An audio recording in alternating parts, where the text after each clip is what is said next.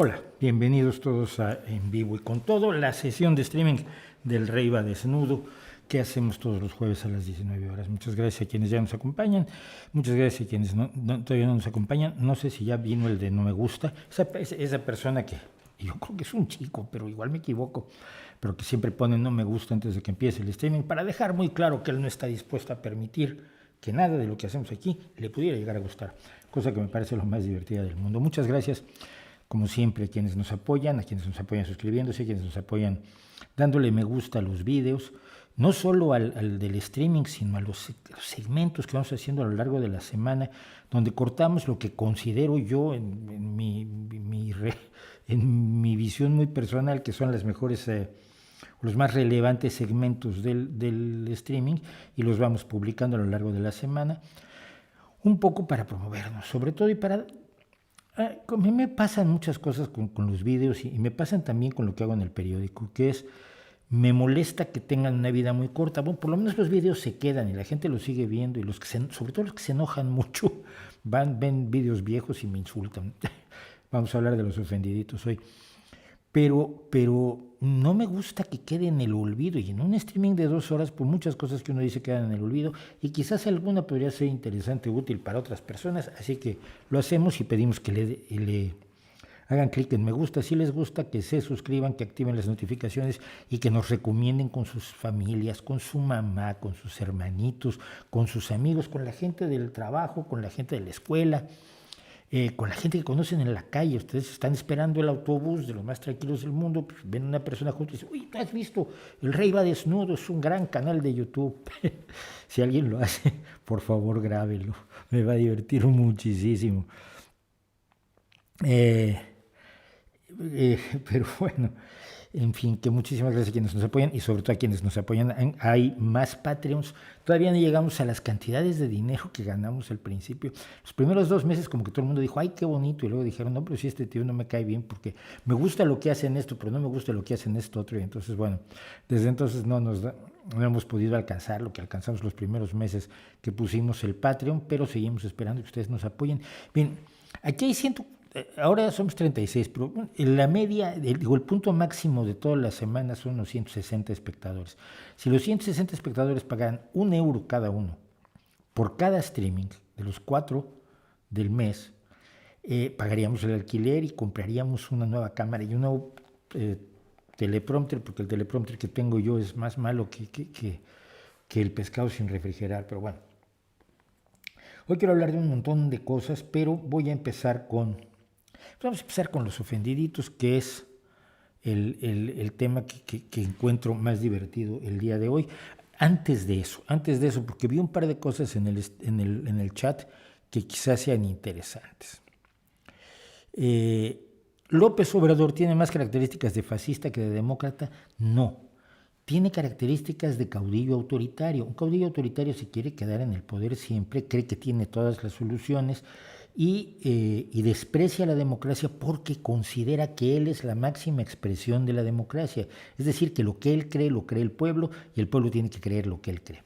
Ese es fundamentalmente el caudillismo autoritario que caracteriza al López Obrador, pero no tiene nada que ver con el fascismo. El fascismo es una concepción mucho más compleja que la que tiene el caudillote latinoamericano, que considera que él tiene el futuro absolutamente comprado, y si el pueblo solo lo sigue a él y le hace caso a él, el pueblo encontrará la aventura y la felicidad. Pero esto lo han creído todos, desde Bolívar hasta Somoza, desde Hugo Chávez hasta Juan Domingo Perón. No es precisamente fascismo. Tenemos que tener mucho cuidado con los conceptos. Recomiendo que vean el video de fascismo. Esperen un segundo. Voy a empezar a apuntar los vídeos que digo que voy a poner después en la descripción para que no se me olvide ninguno, pero luego me acuerdo o me mandan un mensaje 4 semanas después, oye, dijiste que ibas a poner esto y no lo pusiste, perdón. Bueno, ¿qué decía yo? Fascismo tiene unas características muy concretas. Es una visión corporativa autoritaria del liderazgo centrada en la patria, en la nación, en el bienestar de la nación por encima de las personas y de los individuos, donde los individuos están al servicio precisamente de la nación y donde la democracia está cancelada porque es malísima la democracia y lo que importa es que un caudillo que surja de entre el pueblo dirija al pueblo, porque hay gente que nació para dirigir y hay gente que nació para seguir. El ejemplo, el resumen más claro de fascismo, y lo hice yo en el vídeo de fascismo, fue el discurso de Primo de Rivera en la inauguración, bueno, sí, en la fundación de Falange aquí en España. Del mismo modo, el nazismo es una derivación del fascismo que agrega los odios étnicos como motor fundamental, la creación del enemigo, de un enemigo que generalmente es inocente. Ese enemigo pueden ser los judíos, pueden ser los eslavos, pueden ser los indígenas, pueden ser, como en el caso de Vox, por lo cual lo considero un partido nazi, el utilizar a los inmigrantes y principalmente a los inmigrantes jóvenes, a los menores no acompañados, y presentarlos como la mayor amenaza que sufre el país, cuando el país evidentemente tiene otras amenazas, pero es muy atractivo y muy convincente desde el punto de vista demagógico señalarle a la gente que hay un solo culpable, y ese culpable son los menores no acompañados que cruzan el estrecho jugándose la vida, porque la vida que tienen en África pues no vale tanto como para seguirla viviendo, y más vale jugársela a ver si puedes llegar a Europa, que además la mayoría no vienen concretamente a España, sino que utilizan España como punto de partida para llegar a familias que pueden tener en Bélgica, en Alemania, en Francia, en fin, toda Europa. Entonces, hay que tener mucho cuidado con los nombres, eso es lo que sería yo muy importante. Luego me preguntan algo que a mí me tiene muy preocupado. Me dicen, ¿continuarás publicando cosas que sabemos? Dice Aido del Círculo Infernal que el vídeo sobre el jabón fue espectacular.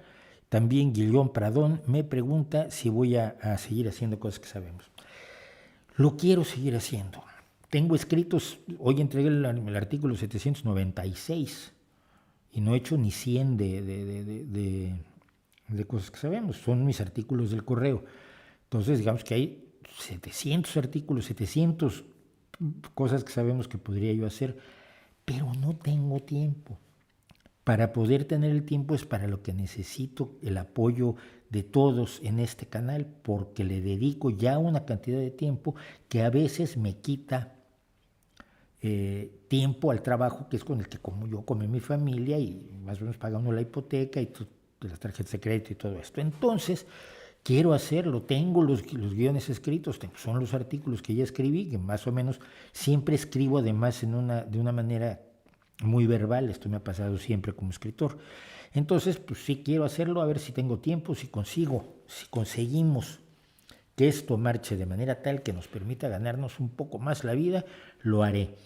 Lo cual no quiere decir que me vaya yo a poner a hacer ni este canal, ni cosas que sabemos, los voy a convertir en una cosa para ganarme la vida y empezar a buscar quedar bien con la gente y el clickbait y hacer amiguitos. No, eso no lo voy a hacer porque no es mi estilo y porque afortunadamente mi trabajo me gusta muchísimo, lo hago con muchísimo gusto como traductor y como periodista y si esto por sí mismo funciona, qué bueno, pero no pienso tampoco ponerme a hacer estudio de mercado. ¿De qué quieren que hable? A la gente le gusta mucho que hable de reggaetón, entonces voy a dejar de hablar de Madame Blavatsky y voy a hablar de reggaetón. Olvídenlo, no va a pasar. Era eso. Y me gustó mucho. Héctor Fernández dice, últimamente algunos marxistas están reivindicando ideas conservadoras como el nacionalismo, la familia tradicional y el decoro al vestir para atacar al posmodernismo. El posmodernismo es finalmente un hijo del marxismo, el marxismo gramsciano, pero Foucault se consideraba esencialmente marxista como se consideraban marxistas Lacan y Derrida. Pero es que el marxismo siempre ha sido conservador, siempre ha tenido rasgos conservadores. Y si no el marxismo como tal, los marxistas han tendido a tener reacciones sumamente conservadoras. Por favor, eran cuadradísimos todos, los trotskos, los maoístas, los estalinos hasta la fecha. No son progresistas en el sentido que uno manejaría normalmente de progresismo, de ideas de avanzada, de mejorar la sociedad, de adquirir más libertades. No olvidemos que el marxismo parte de la crítica de las libertades burguesas, es decir, todos los logros de la Ilustración los desprecian Marx y Engels porque consideran que son valores que solo son propios de la burguesía. Esto evidentemente no es cierto. La idea de libertad y la idea de igualdad se aplican también a los pobres y fueron esenciales para el combate a la esclavitud y otra serie de cosas. Pero despreciaban las libertades burguesas. Las despreciaban siempre. Y yo siempre recuerdo las entrevistas que hizo, ahora no me acuerdo, acuérdense que para los nombres soy terrible, Bárbara Walters. Las entrevistas que le hizo Bárbara Walters a Fidel Castro. Como en 1960-61, Bárbara, que además era una mujer atractiva, y esto a Fidel Castro le chiflaba, fue a Cuba y fue a entrevistarlo. Y entonces le preguntó, oiga, lo primero que le preguntó a Bárbara fue, ¿por qué no, dice usted que no puede haber un medio que critique a la revolución y que se oponga a su régimen? Y entonces Fidel le dijo, no, mire, nosotros no creemos en la libertad de expresión y en la libertad de prensa como creen ustedes. Hombre, si eso no es reaccionario y conservador, díganme qué es. Y Fidel le trató de explicar y le preguntó, ¿pero por qué no? ¿Qué tiene de malo? No, es que la revolución tiene que ser monolítica. Están en YouTube las dos entrevistas y son gloriosas. Y hay por ahí incluso alguna con recuerdos de Bárbara Walters. A mí me parece una de las grandes entrevistadoras de la historia de la televisión. Y como 20 años después, con Fidel Castro ya anciano y Bárbara Walters ya una mujer muy madura, fue a hablar con él. Y lo primero que le dice, oiga, sigue sin haber libertad de prensa en Cuba. Y Fidel puso una cara y le dijo, Bárbara, otra vez, ¿sigue usted con eso? Si no soy yo la que sigue, es usted el que sigue sin permitir que haya libertad de expresión y libertad de prensa en Cuba. Y él decía, pues no es que nosotros seguimos siendo marxistas y creyendo que la dictadura del proletariado impide que la burguesía se apodere de los medios para atacar a la revolución, porque así acabarían con las conquistas del proletariado. Si usted se parece por Cuba, verá que las conquistas del proletariado son escasas, pero hay una posición conservadora y era enemigo del rock, Fidel en concreto, era enemigo del rock. Despreciaba y atacaba brutalmente a los homosexuales y los metió en campos de concentración,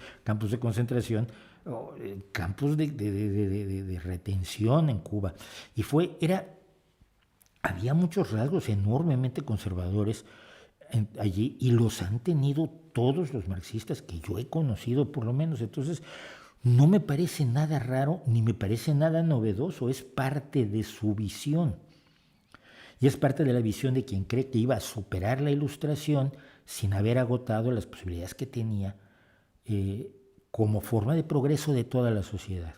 Entonces, el marxismo parte de la base de que la Ilustración no sirve, que todo lo que se hace de la Revolución Francesa a cuando escriben el manifiesto del Partido Comunista, Marx y Engels, es basura y que tienen que fundar una nueva visión totalmente superior a la Ilustración, que ha demostrado no serlo. La Ilustración, con una izquierda más militante, resulta mucho más eficaz para hacer felices a los pueblos. Yo lo siento. Dice, crítica de la razón conspiranoide, está lleno de ratas, pero el contenido es interesante. ¿Lo está leyendo usted?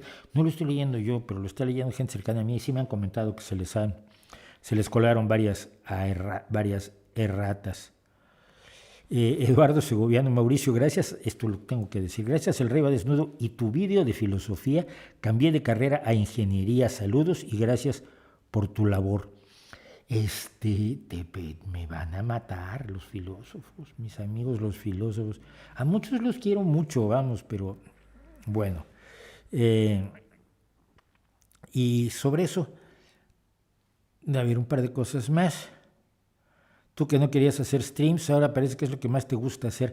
Te voy a decir cuál, no quería hacer streams por la esclavitud que representa, pero cuando yo he sido más feliz en mi vida es cuando tenía un programa de radio en la noche, a las 12 de la noche. Y después cuando tuve muy interesante con Mario Méndez Acosta y Mónica Lavín, que hacíamos 2 horas de divulgación científica todos los días en la radio mexicana y teníamos 1 millón de personas oyéndonos. La radio es lo que me hace más feliz. Y este streaming se parece mucho a la radio, salvo que tengo el careto puesto frente a la cámara. Entonces, no los quería hacer por la esclavitud que representa y porque, claro, cuando yo hice locutor de cabina a las 12 de la noche, hablando con el público y poniendo la música que me daba la gana y comentando el periódico.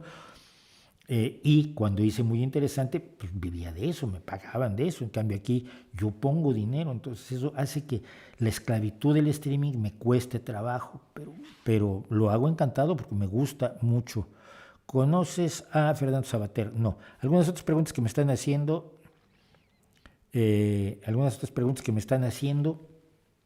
no las voy a responder a lo largo del streaming. Y me dicen, este es muy bueno, el de Musamun, si el PSOE no existiera, ¿qué otro partido sería razonable defender? En España ninguno. En México nunca defendía ningún partido hasta la aparición primero el Partido Socialista Unificado de México, es cierto, pero que fue un partido que duró muy poco tiempo, y era el Partido de la Revolución Democrática, porque el Partido de la Revolución Democrática, bajo la dirección de Cuauhtémoc Cárdenas, tenía una visión amplia, claramente socialdemocrática. Entonces, en México me opuse al PRI, como me opondría yo aquí al Partido Popular, me opuse al Partido Comunista, como me opondría aquí a Ni Unidas Podemos o al Partido Comunista de España o a Podemos en cualquiera de sus invocaciones, pero no defendería yo a ningún partido. Trataría de que se creara un partido de izquierda razonable, viable y socialdemocrático, que es lo que hice toda mi vida. Yo durante 46 años o algo así no milité en ningún partido. Y aquí en España finalmente decidí que lo razonable era militar en el PSOE, pero no, como lo he dicho, no soy un zombi tampoco del PSOE. Bueno, ¿y qué opina de los profesores de instituto empeñados en hacer ver a sus alumnos que el capitalismo es malvado y que el sistema debe combatirse? Que se hacen muy bien, el capitalismo es malvado y es un sistema que debe combatirse, pero mientras no tengamos un sistema mejor, el combate al capitalismo es para regularlo, para controlarlo, para someterlo a los dictados, necesidades y proyectos de una sociedad organizada democráticamente.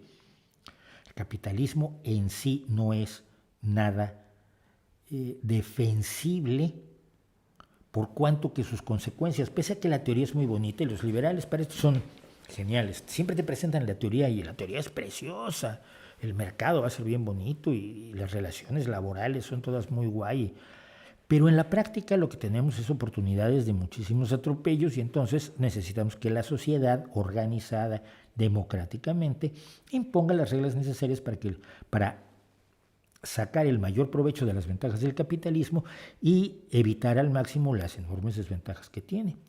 El problema no es ese. El problema no es que los profesores hagan la crítica al capitalismo, que es tremendamente urgente y tremendamente necesaria, porque es un sistema que favorece siempre la asimetría entre los participantes en el juego del mercado, en el mercado laboral, en el mercado de la compra y venta de cosas, incluso como proveedores. Hay proveedores que están en una posición tremendamente asimétrica respecto a las empresas a las que les proveen y por lo tanto necesitan protección para que no se abuse de ellos. El problema de esos profesores es que dicen que tienen la solución y la solución es el comunismo y no lo es. La solución es la propiedad social de los medios de producción. En parte sí, pero la propiedad social por la vía de cooperativas o como yo siempre he defendido que los trabajadores tengan acciones de las empresas en las que trabajan y participen en la junta de accionistas.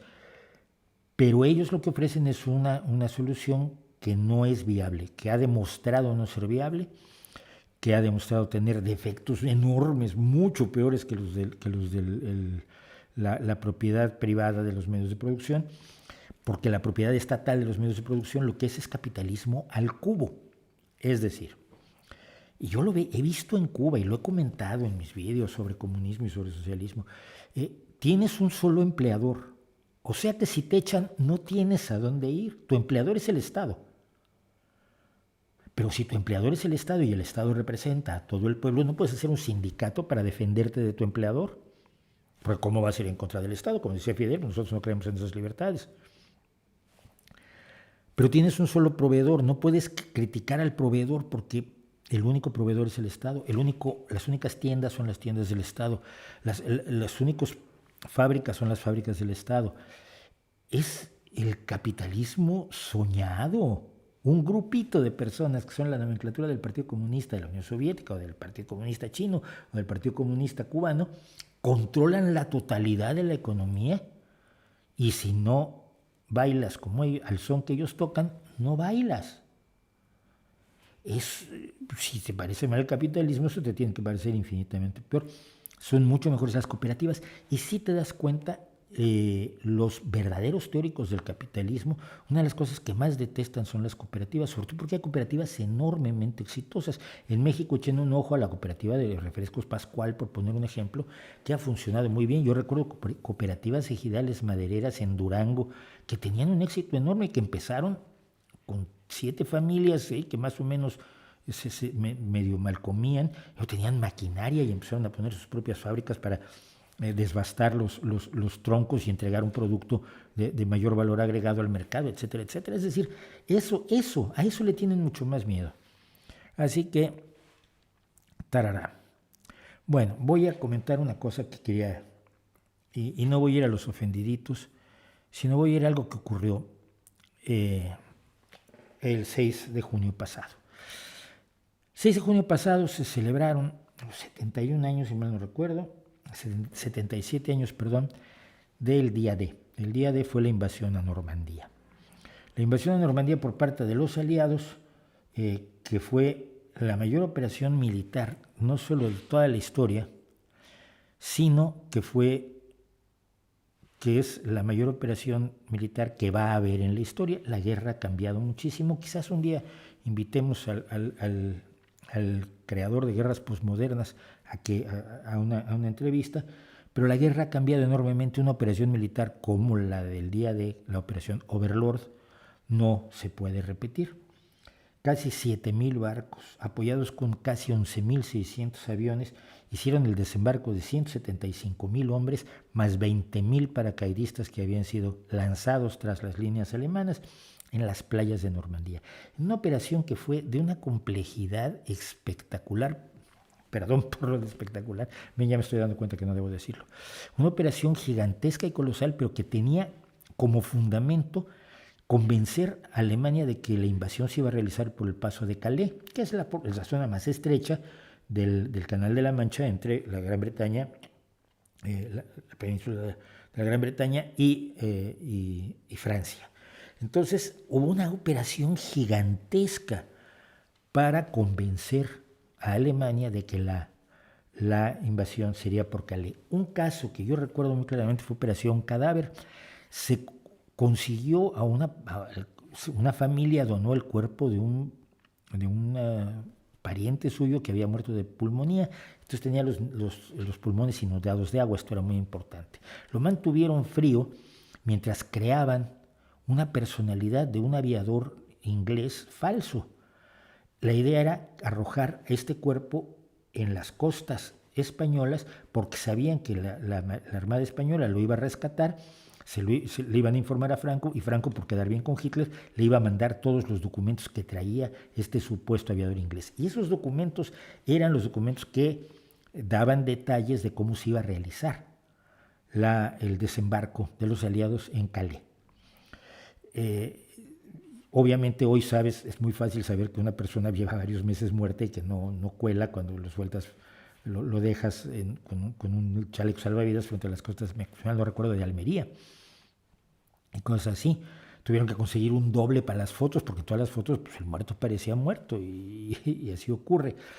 Y eso fue una de muchísimas acciones que se llevaron a cabo para comenzar. Se pusieron tanques y aviones falsos, inflables, hinchables, frente en el paso de Calais, en la zona británica, lógicamente, como si se estuvieran allí reuniendo las tropas, y claro, desde los aviones alemanes no se podía ver más que de lejos lo que estaba. Mira, ahí hay tanques, y los tanques eran de tela, pero que como si se estuvieran acumulando las tropas en Calais, mientras la verdadera invasión se hacía en secreto en Normandía. Hoy no pueden hacer ese tipo de secretos. Vamos, con Google Earth ya tienes destruida la mitad de tu trabajo. Bueno, nunca va a haber una operación así. Por cierto, siempre me quiero recordar que británicos y canadienses pusieron 75,000 hombres y los estadounidenses 57,500. Es decir, hubo muchos más británicos, canadienses, australianos en el desembarco de Normandía que estadounidenses. Lo que pasa es que no hacen tan buenas películas. Y bueno, el día de... La pregunta de siempre es por qué se sigue hablando de esto. 77 años, fue 11 años antes que yo naciera incluso. El, el día de, el 6 de junio pasado, estuve yo en el monolito que está erigido aquí en Gijón en memoria de las víctimas asturianas de los nazis, que murieron varios cientos de ellos en los campos de concentración y en los campos de exterminio nazis, que recordemos que son dos cosas distintas, pero que también es un monolito que está en celebración de los que sobrevivieron. Y lo que yo hice fue un hilo de Twitter hablando de por qué no se puede ni se debe olvidar la Segunda Guerra Mundial. A ver, guerras ha habido muchísimas y todas son horrorosas. Y en todas se cometen atrocidades. Los aliados cometieron crímenes de guerra gravísimos. El bombardeo de Dresden, por ejemplo, es un caso absolutamente despreciable. El bombardeo de Tokio con bombas incendiarias, ¿qué más? Por supuesto, las violaciones que hubo en la toma de Berlín por parte del Ejército Rojo, de las cuales nadie quiere hablar nunca, pero que ocurrieron, los robos, las ejecuciones absolutamente de odio brutales que realizaron, sobre todo al descubrir los campos de exterminio los aliados, ¿no? Hubo gente que se puso a matar SS o a matar directamente alemanes de una manera absolutamente extrajudicial. No hay guerras bonitas, no hay guerras en las que no haya crímenes de guerra, no hay guerras sin atrocidades. Todas sacan lo peor del ser humano porque estás luchando por tu vida y la de los tuyos. No estás jugando a la guerrita, estás realmente jugándote la vida. Pero esta guerra fue diferente y siempre me importa señalar por qué la Segunda Guerra Mundial fue diferente. La ideología que animó el inicio de las hostilidades fue, como siempre, la ambición de tierras, la gloria de la patria o la gloria de la nación o la gloria del rey o la gloria del emperador o la gloria de tu Dios, que son los motivos habituales para emprender cualquier guerra. El problema fue que esta guerra tenía una corriente de odio basada en la creencia en el mito de las razas. Las razas no existen. Las razas son un invento del siglo XVII, XVIII, porque antes a la gente no se le separaba en razas. No lo hicieron ni en el medievo, ni lo hicieron. Si ustedes ven en el cuadro del Bosco, el Jardín de las Delicias, que hay un montón de personas africanas y tal, pero no se les llamaba negros, no se consideraba que fueran una raza distinta. Esto es un invento del siglo XVII, de los intentos de clasificación por un lado y de los intentos de justificación de la esclavitud por otro. Pero cualquier biólogo te puede decir hoy que no hay razas, hay grupos étnicos que no tienen nada que ver forzosamente con la cantidad de melanina que tengas en la piel.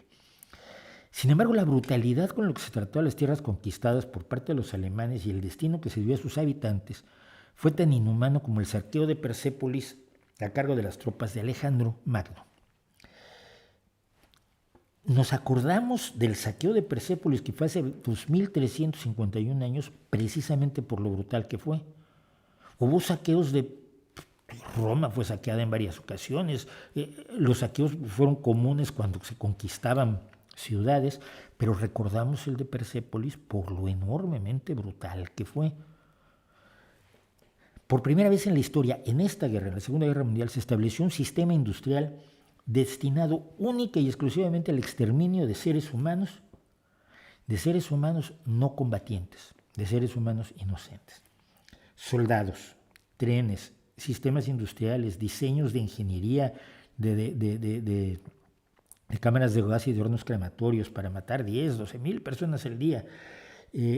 Estudios, edificaciones, un montón de cosas destinados no a ganar la guerra, sino a exterminar a personas no combatientes. El saldo de esta guerra fueron unos 80 millones de muertos. Ninguna guerra había tenido un saldo así. Son unos 25 millones de bajas militares y 55 millones de bajas civiles. Esto tampoco era común en las guerras habituales. Por ejemplo, la Primera Guerra Mundial murieron 20 millones de personas, 10 millones militares y 10 millones civiles. Permítanme si estoy... Cuando ya había tomado Europa, Alemania, y sobre todo cuando había perdido la batalla de Inglaterra, su intento de de minar las defensas de Inglaterra para poder hacer un desembarco, que era la idea original de Hitler. Nunca se esperó encontrarse con Churchill ni con el pueblo británico. Siempre recuerdo una fotografía que hay de un almacén, una tienda de comestibles, la mitad medio derruida, le había caído una bomba durante la Blitzkrieg alemana, y en la puerta está el dueño, así, con un letrero que dice business as usual, nosotros seguimos haciendo negocios como siempre. Esa capacidad de resistencia pues, fue la que impidió que Alemania tomara la Gran Bretaña, pero una vez que no la tomó, lo fácil era pactar la paz. Muchos intentaron pactar la paz. ¿Quién fue? Ay, no me acuerdo quién fue. El segundo de a bordo de Hitler, el que había tomado el dictado de Milucha cuando estuvieron en la cárcel, tomó un avión y se fue a Inglaterra a tratar de organizar la paz. Había muchos pronazis en el Reino Unido que presionaban para que se firmara la paz con Alemania y se le entregara a Europa y ya. Y de pasadita ya se podían acabar con la Unión Soviética, pues mejor. Era lo fácil. Se decidió hacer lo difícil. El 6 de junio de 1944 se desembarcaron, decíamos, 156,000 soldados para liberar Europa, además de que el día anterior se habían lanzado una enorme cantidad de paracaidistas tras las líneas alemanas que entraron en contacto con las resistencias, porque siempre en Europa hubo resistencias. Yo conocí, lo cuento en el hilo de Twitter, yo en 1992 en Holanda conocí yo iba a un encuentro de ateos de la Internacional Ética y Humanista y me quedé en casa de dos simpáticos ancianitos holandeses que me dejaban ahí una cama para dormir mientras asistía yo al Congreso. Y un día el señor me enseñó su credencial, era experto en explosivos de la resistencia holandesa. Mira, te daban ganas de besarle la mano y decirle, oye, gracias, tío. Mira, yo sé que luchaste por ti, por tu familia, por tu pueblo, por tus creencias, igual por tu religión, no sé por lo que hayas luchado, pero al final luchaste por mí. Yo no podría estar aquí libre y hablando de ateísmo y de humanismo si no fuera porque tú te la jugaste contra los alemanes. El mundo resultado de la Segunda Guerra, una cosa muy importante es cómo trataron los aliados a los países conquistados, a Japón y a Alemania concretamente. Italia es una historia distinta que algún día quieren cuento. Es decir, no los humillaron, no los destrozaron, no los exaccionaron, no los esclavizaron, no los aniquilaron, los reconstruyeron. Lo que no hizo Alemania o Japón cuando empezaron a tomar las tierras que anhelaban, ya fuera en Polonia y en Francia, o ya fuera en Corea y en China. Esto es muy importante, porque la forma en que actuaron los aliados es una forma con la que todos nos podemos identificar y no nos podemos identificar con la forma en que actuó el eje. El resultado de esta guerra, el resultado del triunfo contra el nazismo, contra el imperialismo japonés y contra el fascismo italiano, que los tres hay que tener presente que eran el enemigo, y que los tres, sobre todo Japón y Alemania, cometieron atrocidades que todavía escalofrían cuando se leen, dejaron como resultado un mundo terriblemente imperfecto, el mundo en el que vivimos hoy. Es un mundo con graves injusticias, con desigualdades lacerantes, con todas las deficiencias que muchas personas viven de recordárnoslo todo el día. Ya, pero es que esto está muy mal. Sí, hay que mejorarlo, hay que trabajar para cambiarlo. Es una Europa imperfecta, mejorable, llena de dificultades y contradicciones, pero donde es posible pensar en un futuro mejor. Esto no se podía hacer en la Alemania nazi, esto no se podía hacer en el Japón de Hirohito y de Toyo. No era posible soñar como hoy no es posible soñar en China o en Corea del Norte. Como era imposible soñar en el Chile de Pinochet y en la Argentina de Videla. Hoy podemos soñar un mundo mejor, podemos mejorar las cosas, podemos criticar la realidad y buscar formas de mejorarla. La guerra no se ganó con claridad, y esto hay que recordarlo siempre, sino hasta después del día D. Hasta 1940 más o menos, hasta 1943, un año antes, los aliados, cuando se reunieron Stalin, Churchill y Roosevelt, tenían claro que podían ganar la guerra.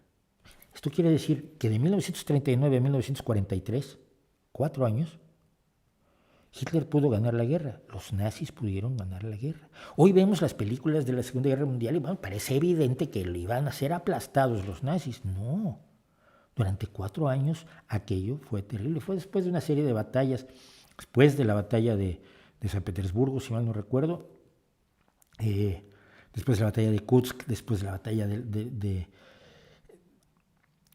después de la, por supuesto, de la invasión a Italia, que fue claro que se podía ganar la guerra. Pero antes no. Y nunca nos ponemos a pensar en lo que habría sido que se perdiera. Entonces, hay que recordar todo esto al tiempo que eludimos a quienes quieren reescribir la historia. Todos ustedes conocen a alguien que dice, no, la Segunda Guerra Mundial la ganó la Unión Soviética, porque ellos lucharon y ellos tomaron Berlín. Espérate, la Unión Soviética luchó porque tenía todo el apoyo del programa Lend-Lease, préstamo, arrendamiento del Reino Unido y de Estados Unidos, que aportó enormes cantidades de material bélico y alimentos para que la Unión Soviética resistiera. No, pero los que ganaron fueron los ingleses porque soportaron la guerra la batalla de Inglaterra. Sí, por supuesto que la soportaron y la soportaron de una manera admirable, pero lo hicieron con el apoyo de los aliados, sobre todo con el apoyo de Estados Unidos, que aún no había entrado a la guerra oficialmente. Esto hay que recordarlo, Estados Unidos no entra a la guerra sino hasta diciembre del 41, cuando el ataque japonés a Pearl Harbor. Y bueno, si vemos muchas películas, pues parece que los estadounidenses ganaron la guerra con una mano delante y la otra rascándose una oreja. La guerra la ganaron los aliados, no la podía haber ganado ningún país solo. Y cuando les digan a ustedes, pero los soviéticos tomaron Berlín, recuérdenles que Eisenhower decidió que sus ejércitos no cruzaran. Él era el líder de los ejércitos aliados occidentales, digamos, de la resistencia francesa, de la resistencia de los españoles incluso, que pelearon en la Segunda Guerra Mundial del lado de los aliados, de las fuerzas británicas con todos los países de la comunidad británica y de los Estados Unidos. Y Eisenhower decidió que sus tropas no pasaran el Elba por miedo a que hubiera un enfrentamiento con los soviéticos. Y Eisenhower dijo, Berlín ya no es un objetivo militar, está destruido, es solo un objetivo político. Desafortunadamente tenía razón porque se ha utilizado la caída de Berlín a manos del Ejército Rojo como un arma política eminentemente, cuando realmente la guerra solo la pudieron ganar los aliados, todos los aliados. Yo diría que tenemos todos que recordar, donde quiera que estemos en el mundo, porque yo sé que hay mucha gente que me ve en América Latina. Esta gente luchó por su vida y por su gente y por su patria y por lo que ustedes quieran, pero también luchó por nosotros. Ellos acabaron luchando por un futuro que no vieron, pero que es posible. Yo soy pacifista y probablemente muchos de ellos, muchos de los que desembarcaron en Normandía el 6 de junio eran pacifistas como yo, pero no pacifistas radicales. Es decir, hay veces que hay que luchar contra el mal. Gandhi le escribió a los judíos, al Congreso Judío Mundial, me parece, diciéndoles que tenían que entregarse a la muerte, que su muerte sería un ejemplo, que tenían que dejarse matar por los alemanes, por los nazis. Por los nazis, porque ni todos los alemanes eran nazis, ni todos los nazis eran alemanes, aquí hay que tener cuidado. Ese era el pacifismo de Gandhi, dejarse matar. Yo no creo en ese pacifismo, por pacifista que yo sea. Así que bueno, hace 77 años pasó esto y hay que recordarlo para que no vuelva a ser necesario que caigan miles de personas en un solo día luchando contra ideas despreciables y repugnantes que están renaciendo, que están resurgiendo, que están a nuestro alrededor. El desprecio a la democracia, los odios étnicos, la idea de que la religión debe ser más importante que el pensamiento, la idea de que las creencias y la experiencia personal deben deben tenerse en cuenta más que la ciencia, la idea de que los caudillos y los líderes carismáticos son los que pueden llevarnos a mejor espacio. 77 años de que pasó algo como esto y que no vuelva a pasar, pues es responsabilidad nuestra, creo yo. No sé qué piensen ustedes. Y bueno, vamos a cambiar de tema rápidamente, que creo que le dediqué mucho tiempo a esto, pero lo siento, creo que es muy importante. Así que vamos a aquello de lo que estoy hartito yo.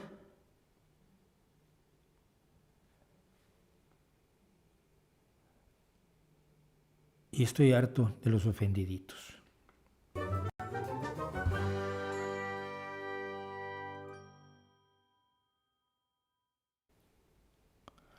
Ya van saliendo mis entradas. ¿Ya ven cómo voy controlando esto? Es maravilloso. Bueno, esta semana he tenido una cantidad de ofendiditos pero como para llenar un barco, como parar un tren. Los ofendiditos de los ovnis. ¿Por qué? Que no, que yo lo que pasa es que no entiendo, es que sí están allí. Los ofendiditos de Putin, ¿por qué me meto con Putin si es tan bueno? Los López zombies o AMLO zombies de mexicanos que creen que López Obrador es maravilloso, cuando precisamente hoy nos enteramos de que le han quitado los recursos a estudiantes mexicanos de postdoctorado en el extranjero. O sea que si quieren vivir en el extranjero y seguir estudiando, pues tienen que trabajar, y si no les dan trabajo, pues se regresan a México nadando, porque no hay recursos tampoco para que regresen. Pero eso sí, al procurador de la República, al fiscal Alejandro Gertz Manero, a quien yo conocí cuando trabajábamos precisamente en la seguridad de la Ciudad de México durante el gobierno de Cuauhtémoc Cárdenas, donde yo fui representante ciudadano en el Comité de Seguridad, sin sueldo como siempre. Gertz Manero le acaban de dar el nivel 3 y entonces va a ganar un sueldazo, siendo él un hombre acaudalado, con un sueldo además de fiscal de la República. Hay un sueldo adicional que le dan, aunque dejan a los jóvenes en la calle. Luego los que están ofendidos con Vox, ¿por qué los llamo nazis? Ya lo expliqué.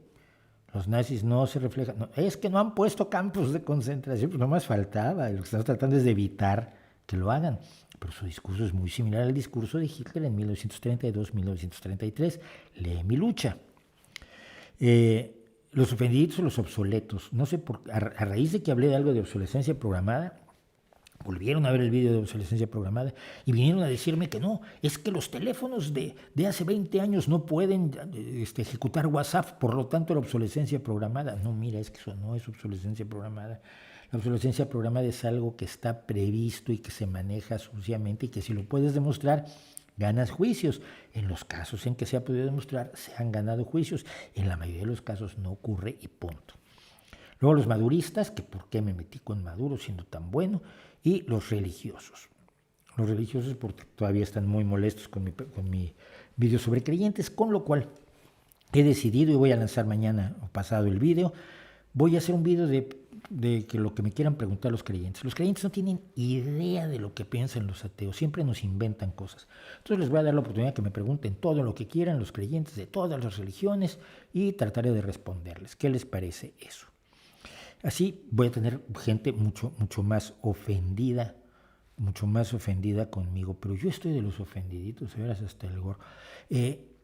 Me han pasado gente de la derecha más rastrera, gente, no solo liberales, sino gente que defiende a Vox, y que en cuanto te llegan insultando, es que tú eres un imbécil que se atreve a decir, no tienes vergüenza.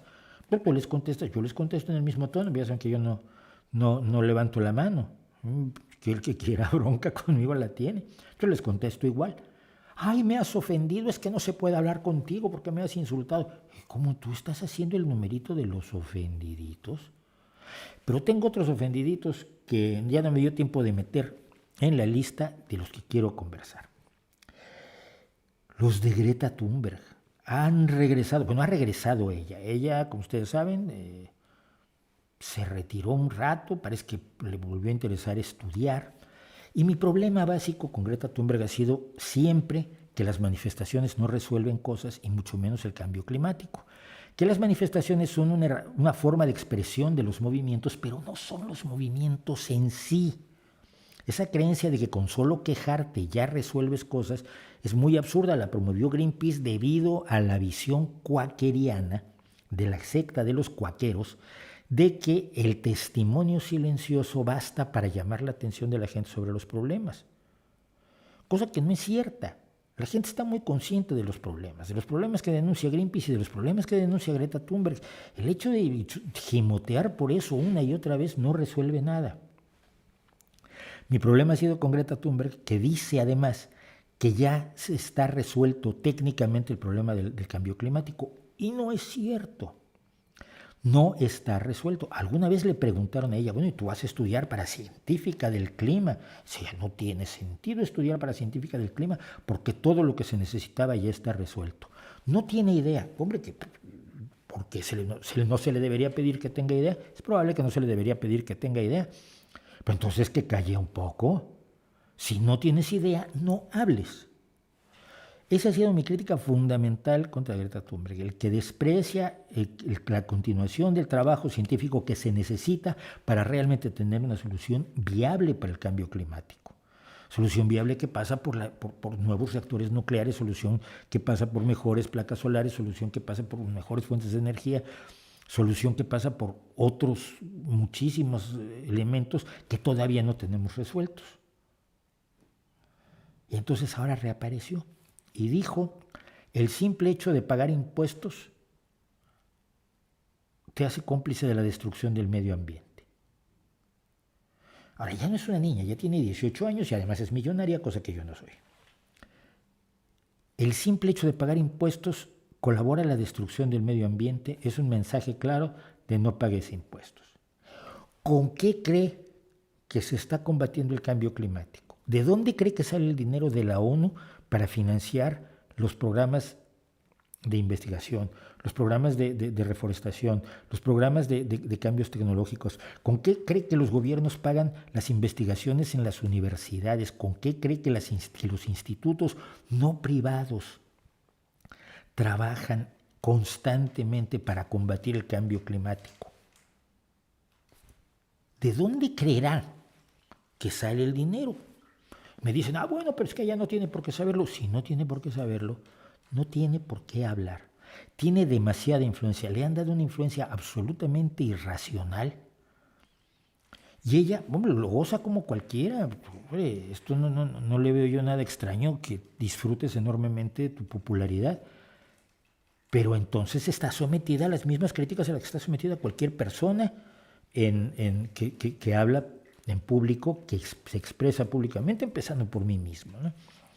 Entonces, pues, pero lo dije en Twitter, lo dije en Facebook, y bueno, ay, es que te metes con una niña, déjala en paz. No me la puedo dejar en paz, porque no es mi problema, no es con ella. Ella, de alguna manera, sus padres la llevaron por ese camino, está convencida de una serie de cosas que son falsas.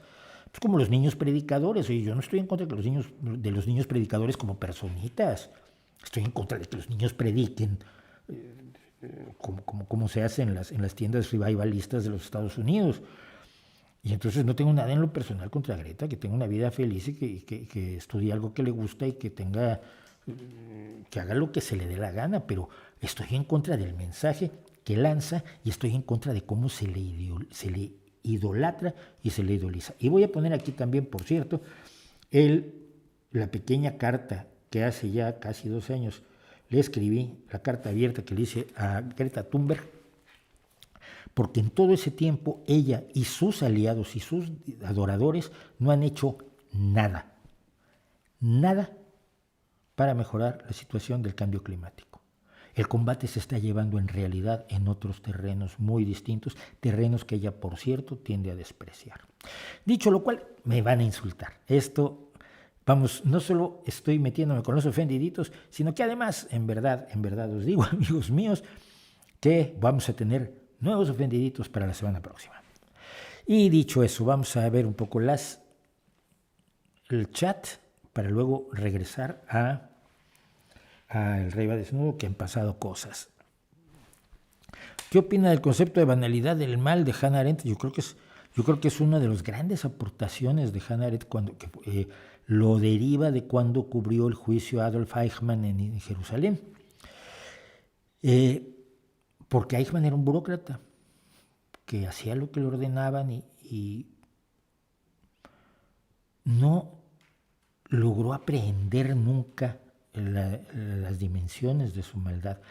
Muchos alemanes que permitieron que pasaran las cosas, la gente que vivía cerca de los campos de concentración, no de exterminio, que nunca hubo campos de exterminio en territorio alemán, en este sentido los nazis fueron cuidadosos, todos los campos de exterminio como Treblinka, Auschwitz-Birkenau, Bergen-Belsen, Chelmo, creo que también, están situados en Polonia y en Checoslovaquia, pero no están situados en territorio alemán. Pero para mucha gente no son los malvados de caricatura, son gente que hace el mal de la manera más tranquila del mundo. siguiendo órdenes, hablando de grandes entrevistas. Si ustedes quieren, busquen en YouTube la entrevista de Donaldson, de Sam Donaldson, con un criminal de guerra al que descubrieron en Bariloche, en Argentina, que debido a esa entrevista, por cierto, fue luego deportado a Roma. Y él dice, pues yo seguía órdenes. No, pero mataste gente. Bueno, eran terroristas. ¿Se dan cuenta? Este tipo de lógica la seguimos oyendo. Los maté, pero eran terroristas, se oponían a nosotros, yo solo seguí órdenes. Y es tremenda la entrevista que le hace Donaldson, es otro de los momentos de la televisión que a mí me parece fundamentales. Así que sí creo que el concepto de la banalidad del mal, con B, no con V, de Hannah Arendt es importante y hay que leer ese libro.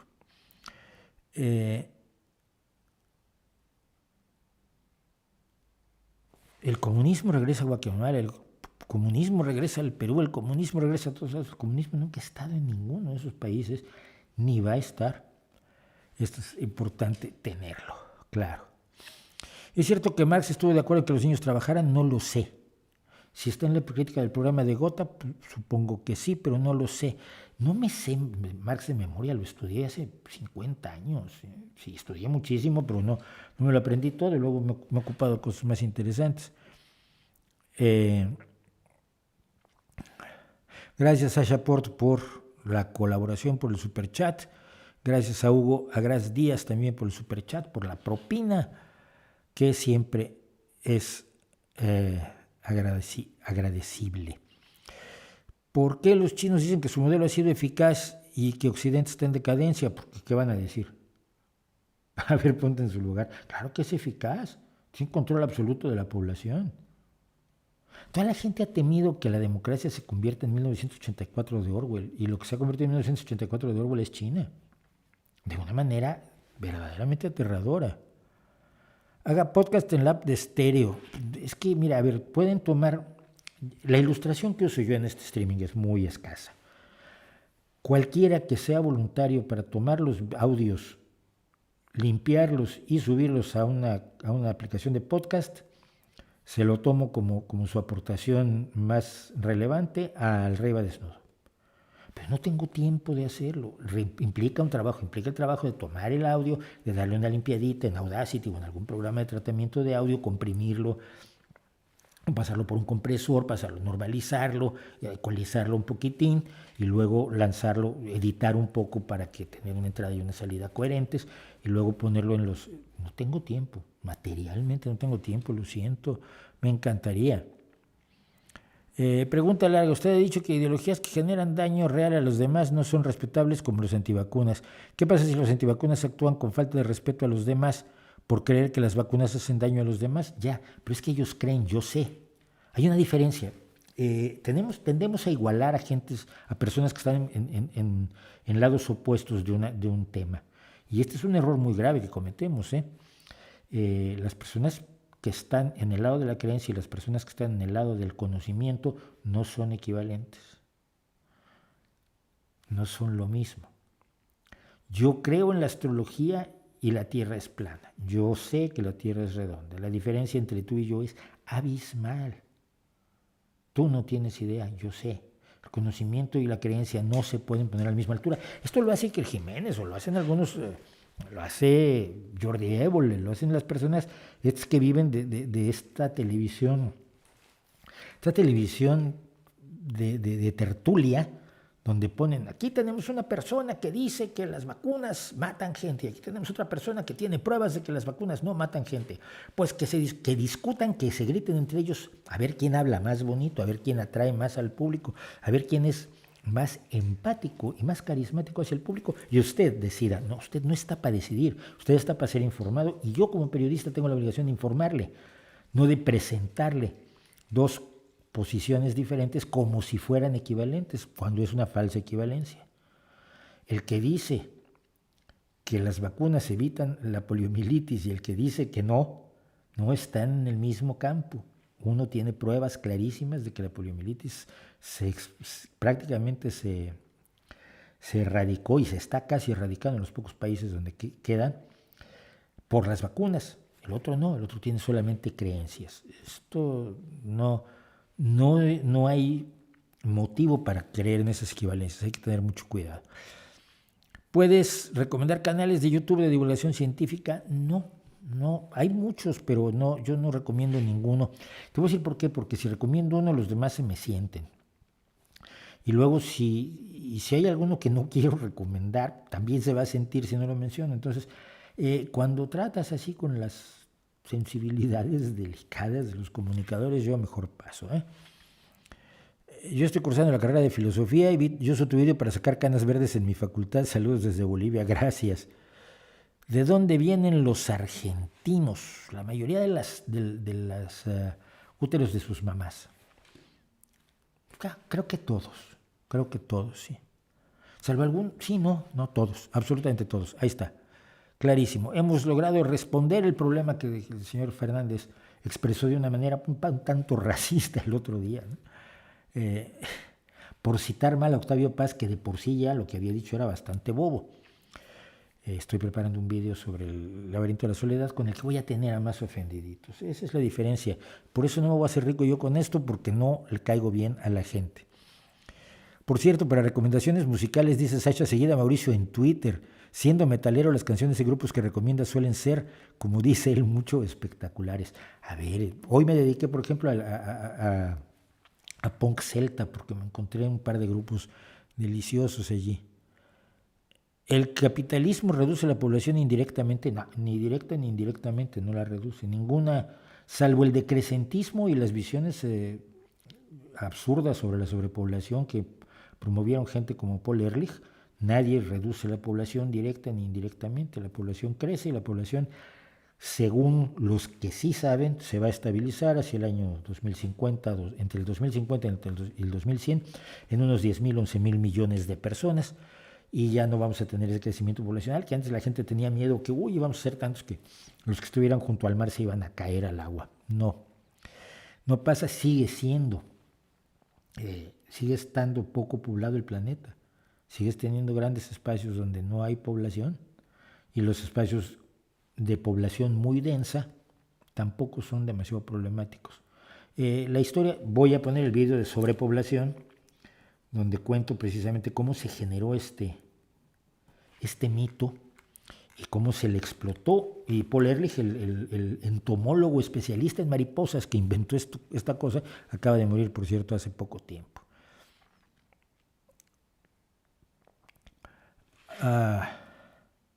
Y termino antes de hacer nuestro corte de siempre. Dice Samperio, si la Comisión Federal de Electricidad son de todos los mexicanos, ¿por qué los ciudadanos no tenemos acciones de la compañía? Porque no es una propiedad privada, es una propiedad estatal. El Estado ejerce la propiedad, ejerce tu propiedad. Tu propiedad se ejerce a través del Estado. El problema es que el Estado debería hacer exactamente lo que la gente quiere que se haga con las empresas públicas y no hacer lo que quiera el señor presidente, que ha sido, por ejemplo, tomar el dinero que se dedicaba a la investigación científica y usarlo para comprar una refinería en Texas o Texas. Para quien le molesta que diga yo Texas, es que así se dice en España y yo tengo que más o menos expresarme de modo que todos mis públicos me entiendan, por eso digo ordenador y computadora, y además debería yo decir también computador, que hay zonas de América Latina donde se dice computador. Entonces, el problema es que el Estado en México hace mucho que no representa a los ciudadanos. La democracia que tenemos es de juguete y la única forma de tener una democracia es con la participación transversal de la ciudadanía en un partido que no sea de caudillos. Ya lo he dicho en muchísimas ocasiones. Voy a hacer un corte y luego volvemos, que hay un montón de cosas de qué hablar. Otra vez me voy a quedar sin posibilidad de contarlo todo, porque hay que hablar del blog de Trump, tengo algo de poesía, y en fin, tenemos cosas, pero de momento vamos a hacer nuestro pequeño corte de 5 minutos como siempre. Si ustedes tienen amigos que puedan ser nuestros patrocinadores, díganles que este espacio está.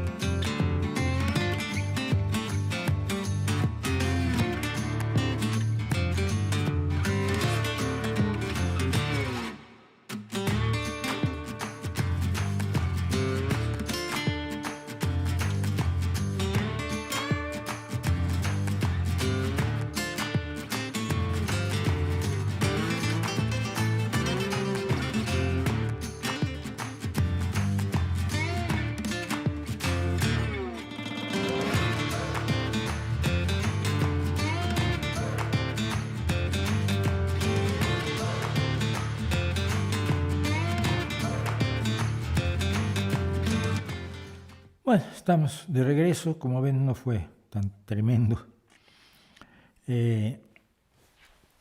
Pero vamos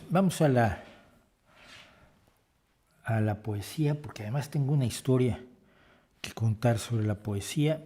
Y luego quiero ir al correo electrónico, que hoy no le he hecho ningún caso y que tiene un montón de cosas que son interesantes.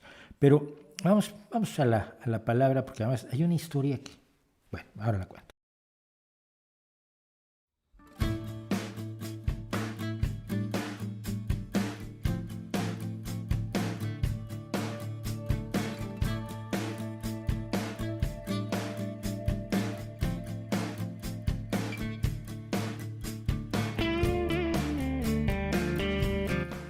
Bien, estamos aquí acompañados por Luis Cernuda, pero antes de entrar a la poesía de Luis Cernuda, que siempre es importante, quería contarles una anécdota de poesía relacionada con el día D. La resistencia francesa, como ustedes saben, estuvo enormemente activa. Una de las cosas tremendas de pasear por París es ver montones de placas diciendo: aquí murió fulano luchando contra los alemanes, aquí murió fulano en la liberación de París, aquí murió tal y tal mujer disparando contra los nazis.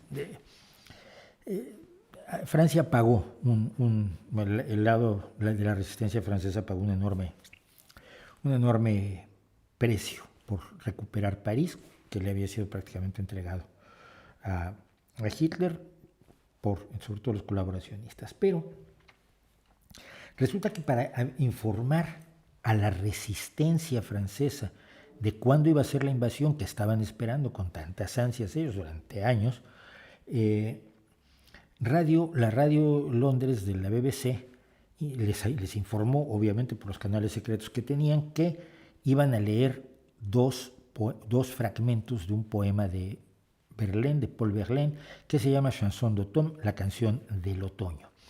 La idea era que las primeras líneas se iban a leer como un mensaje de una persona para otra por Radio Londres, que era una radio abierta, y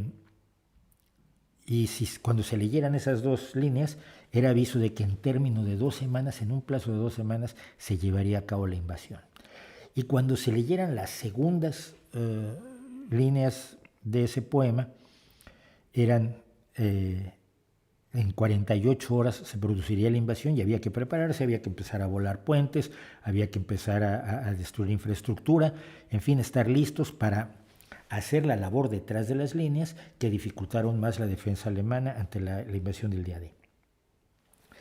Y las primeras líneas del poema son Les sanglots longs de violon de l'automne, los largos sollozos de los violines del otoño, y las siguientes 3 líneas son Blessent mon cœur d'une langueur monotone, hieren mi corazón con una languidez monótona.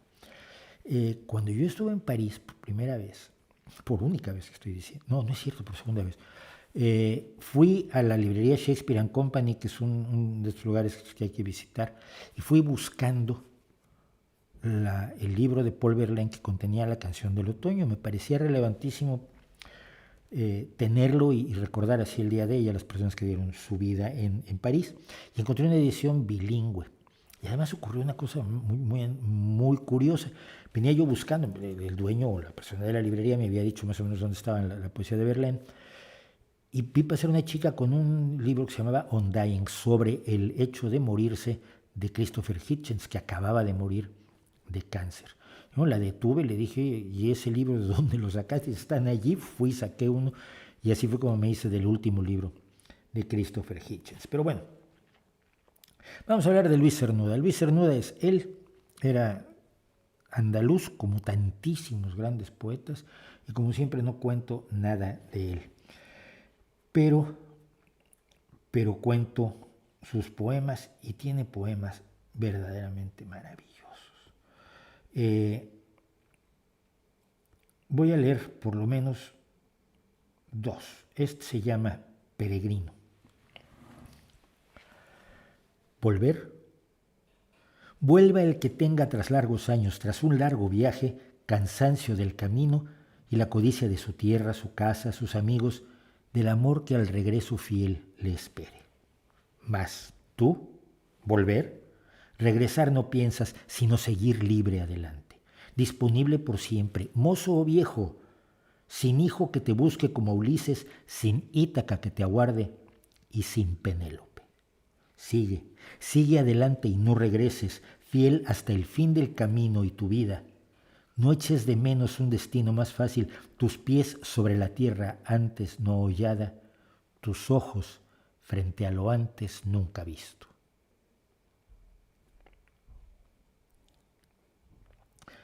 Otro pequeño poema de Luis Cernuda es No decía palabras. No decía palabras. Acercaba tan solo un cuerpo interrogante porque ignoraba que el deseo es una pregunta cuya respuesta no existe. Una hoja cuya rama no existe. Un mundo cuyo cielo no existe. La angustia se abre paso entre los huesos, remonta por las venas hasta abrirse en la piel surtidores de sueño, hechos carne en interrogación vuelta a las nubes. Un roce al paso, una mirada fugaz entre las sombras bastan para que el cuerpo se abra en dos, ávido de recibir en sí mismo otro cuerpo que sueñe, mitad y mitad, sueño y sueño, carne y carne, iguales en figura, iguales en amor, iguales en deseo. Aunque solo sea una esperanza, porque el deseo es pregunta cuya respuesta nadie sabe. Me parece maravilloso y absolutamente memorable. Y vamos a terminar con esto que es He venido para ver, que utiliza este recurso muy de la época, muy del modernismo, del retintín, de aquello que se repite y se repite, llevándonos por distintos caminos a partir del mismo punto de partida, valga la redundancia. He venido para ver semblantes amables como viejas escobas. He venido para ver las sombras que desde lejos me sonríen. He venido para ver los muros en el suelo o en pie indistintamente. He venido para ver las cosas soñolientas por aquí. He venido para ver los mares dormidos en cestillo italiano. He venido para ver las puertas, el trabajo, los tejados, las virtudes de color amarillo ya caduco. He venido para ver la muerte y su graciosa red a cazar mariposas. He venido para esperarte con los brazos un tanto en el aire. He venido, no sé por qué. Un día abrí los ojos. He venido. Por ello quiero saludar sin insistencia a tantas cosas más que amables. Los amigos de color celeste, los días de color variable, la libertad del color de mis ojos. Los niñitos de seda tan clara, los entierros aburridos como piedras, la seguridad, ese insecto que anida en los volantes de la luz. Adiós, dulces amantes invisibles, siento no haber dormido en vuestros brazos. Vine por esos besos solamente. Guardaos los labios, por si vuelvo. Luis Cernuda, una de las glorias también de la poesía del siglo XX, de una España que fue tremendamente prolífica en poetas de una enorme calidad. Así que pues muchas gracias por estar, Luis Cernuda.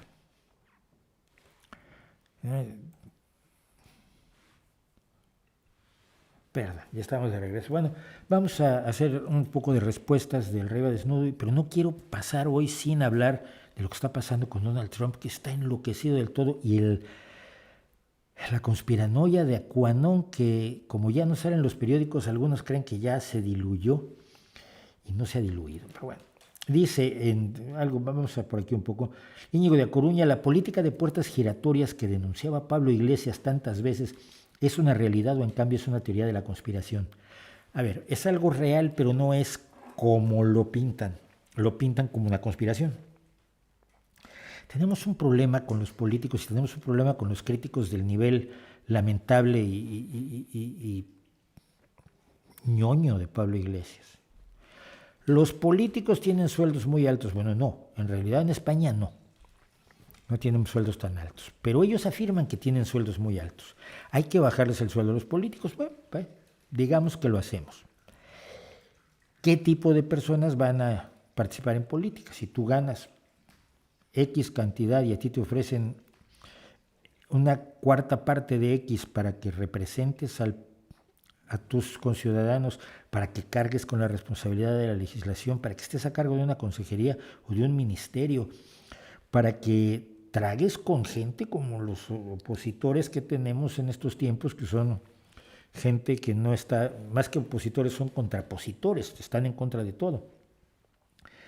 Y te voy a dar un sueldo de basura inferior al que tienes tú ahora. ¿Vienes?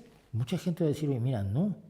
Obviamente muchos políticos actúan con mera convicción y con militancia y principios y tal, pero si tú llamas a un ministro de Hacienda, buscas a alguien que tenga técnicamente conocimientos claros sobre el manejo de los dineros de una sociedad compleja, como puede ser la española, la mexicana, la brasileña, la estadounidense, la rusa.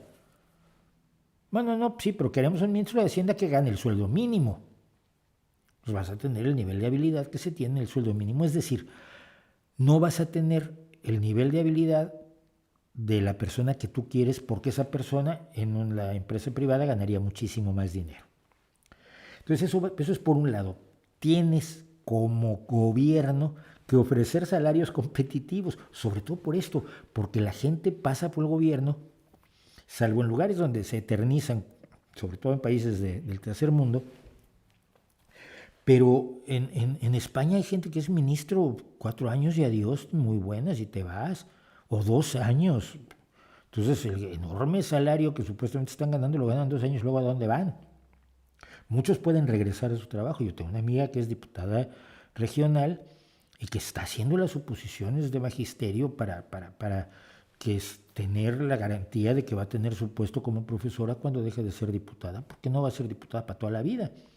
No es como en México que Pablo Gómez se puede pasar 50 años de diputado. Entonces, por un lado tienes el problema de los salarios, por luego tienes otro problema. Oiga, usted ha demostrado que sabe muchísimo de energía eléctrica. Usted ha llevado a cabo las políticas de electricidad de este país y cuando deja de ser ministro y está buscando empleo, lo queremos contratar en nuestra compañía eléctrica. Y entonces lo que dice Pablo Iglesias, no, eso son puertas giratorias, claro, sales del gobierno y entras a la empresa privada. Pues vale, entonces cuando sales del gobierno no puedes entrar a trabajar a la empresa privada. ¿Qué puede hacer? Cambiar de oficio. Cambiar de oficio de aquello que demostró que sabía, de aquello que sabía tanto que lo llamaron al gobierno precisamente porque sabía del tema, ahora tiene que hacer otra cosa. ¿Usted en qué era experto? No, yo soy experto en el laboralismo, yo soy abogado laboralista y soy ministro del Trabajo durante 4 años. Y cuando salgo de ministro del Trabajo, pues tengo que aprender a ser barista o a cultivar naranjas porque ya no puedo ser abogado laboralista, porque si entro a una empresa como abogado laboralista va a venir Pablo Iglesias,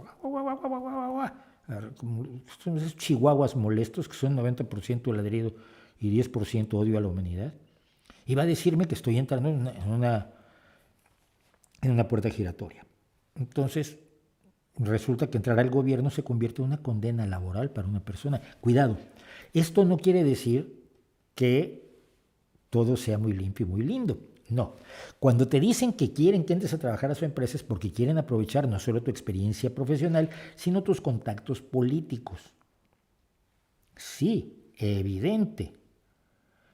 Y entonces para eso existen leyes en muchos países que dicen, bueno, pero si tú fuiste ministro de Hacienda, no puedes trabajar en un banco privado o en una empresa financiera durante 2 años.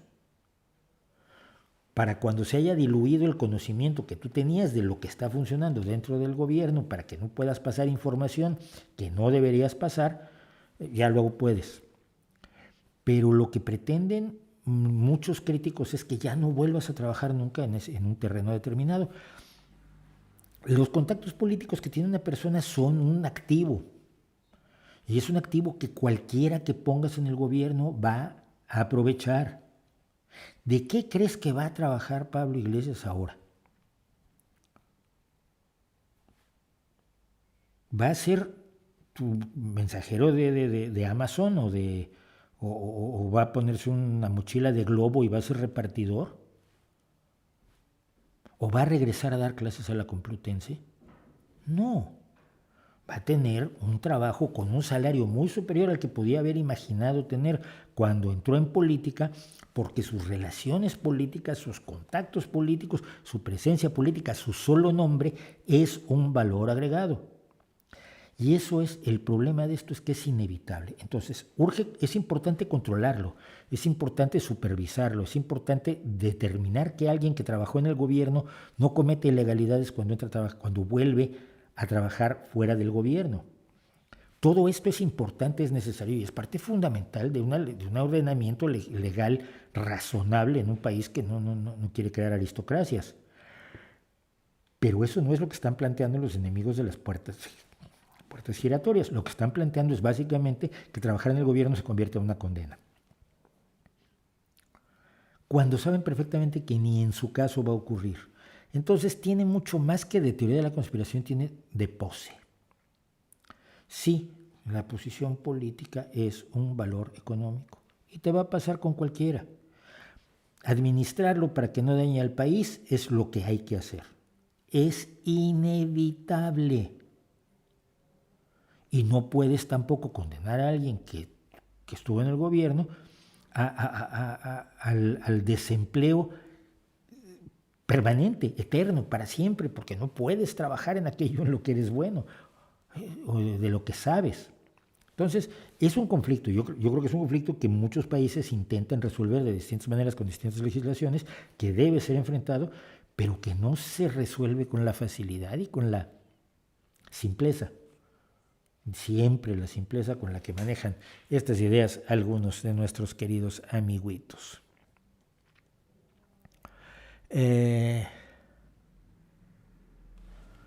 ¿Merece la pena ver en directo a Deep Purple sin Richie Blackmore ni Jon Lord? Sí, yo creo que sí. Yo creo que sí, mucho. Pero además Deep Purple tuvo una carrera larga después de ellos dos, por favor. Sobre todo de Richie Blackmore, que acaba de sacar un disco sensacional con su grupo Blackmore Night, que es él y su esposa, que hacen música de inspiración medieval, y ayer oí una parte del disco y es maravilloso.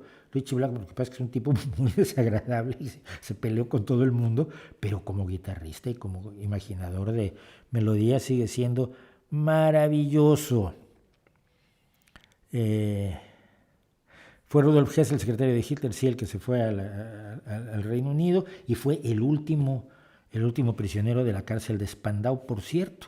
Y hay una gran canción del grupo Chumbawamba sobre la muerte de Rudolf Hess. Rudolf Hess murió en la cárcel de Spandau y cuando murió, todos los nazis que se suponía que ya no existían se tiraron a la calle en todo el mundo, en todos lados donde había grupúsculos que en aquel entonces eran mucho más marginales que ahora, que ya son partidos que compiten incluso en las elecciones, pero en aquel entonces los ultramarginales nazis salieron a la calle y Chumbawamba tiene una gran canción que se llama The Day the Nazi Died, el día que murió el nazi, y si la buscan, hay 2 o 3 videos que están grabados en vivo.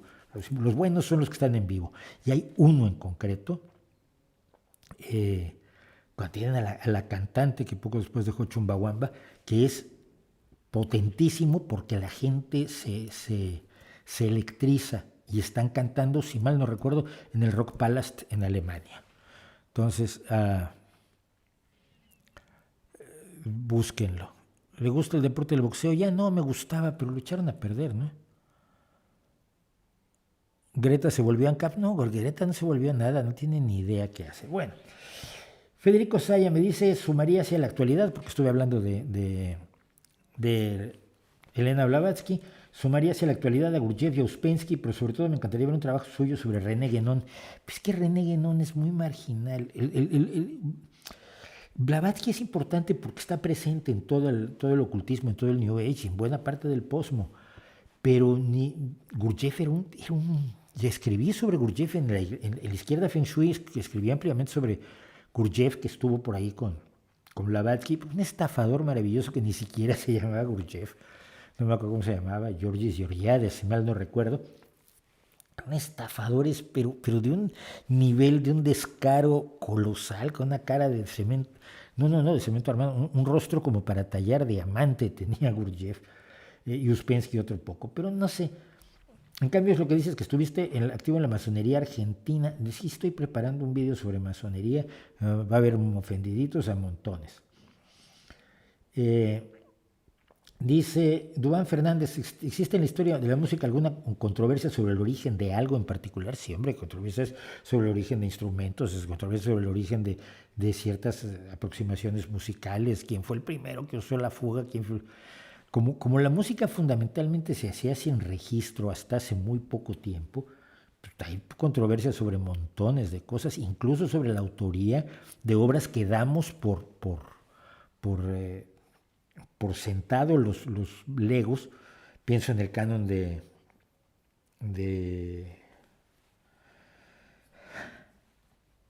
Dios mío, el más famoso canon. Soy terrible para los nombres, pues lo puedo cantar ahora. El canon que se hizo además en rock maravilloso, famoso durante mucho tiempo, la gente hacía arreglos en guitarra del canon de Pachelbel, el canon de Pachelbel, y que al parecer ni lo escribió, no lo escribió siquiera Pachelbel. Claro que hay controversias. Si después de que estudias un tema y lo entiendes, ¿qué haces después para consolidar ese conocimiento en tu memoria? Acabas de ver, no hago nada y tengo una memoria malísima para ciertas cosas. Nunca he hecho ningún ejercicio de memoria, nunca me acuerdo de lo que me acuerdo y de lo que no me acuerdo, no me acuerdo. Pero fundamentalmente lo que creo que me pasa, y no sé si esto sea válido, pero bueno, se los dejo allí, es que me acuerdo de las cosas que me apasionan y las cosas que no me apasionan no me acuerdo, básicamente. Me dice, me gustaría saber su opinión sobre las elecciones de Perú y sus reacciones si llega a ganar Pedro Castillo. Hasta la reacción de este mail, el candidato Castillo va de la delantera. Mira, creo que por no tener a Keiko Fujimori vale la pena Pedro Castillo. Segundo, he hablado con gente de Perú, he hablado con una muy buena amiga peruana y me ha dicho que lo de temerle a Castillo, que va a instaurar la dictadura del proletariado, va a requisar todas las empresas, establecer el partido único, unos gulags y cosas así, que no va a pasar. No son marxistas de esos. Entonces, si gana, yo creo que maravilloso que gane, porque la herencia negra de Fujimori, es que es un poco lo que me pasaba con México, y no quiero hablar demasiado de las elecciones en México, salvo celebrar que Morena no tiene mayoría calificada en la Cámara de Diputados. Pero no me hace ninguna gracia que los diputados sean gente del PRI, del PAN y de lo que queda en lo que se ha convertido el PRD, que es una vergüenza horrorosa. Entonces, celebro que no esté Keiko, como celebro que López Obrador haya perdido la oportunidad de reelegirse. Ya sé, los zombies me van a decir que él dijo que no se iba a reelegir, pero ha dicho tantas cosas, ya ha mentido tantas veces, ya ha fallado en tantas cosas que ha dicho, que no me pidan que crea que nos quería reelegir. Así que el hecho de que ya no se pueda, lo pueda hacer, es importante.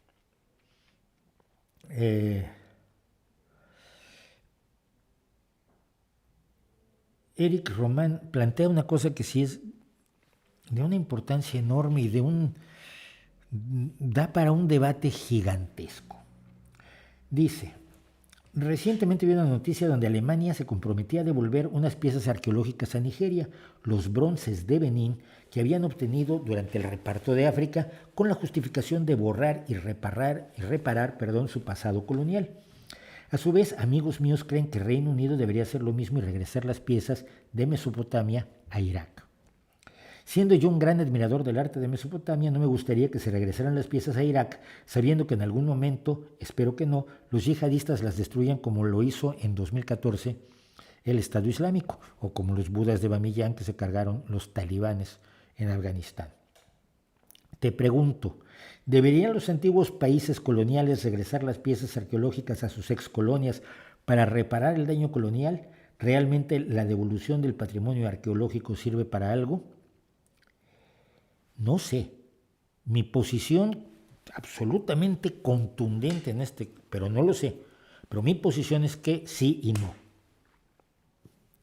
Es decir, que las tomas de posición generales en una cosa de este nivel no son aceptables porque nunca van a funcionar. Creo que las cosas se deben ver caso por caso. Y un ejemplo, y esto se ha manejado mucho en el Reino Unido, Los mármoles del Partenón. Yo he estado 2 veces viendo los mármoles del Partenón, que son absolutamente maravillosos, son deliciosos, son impresionantes.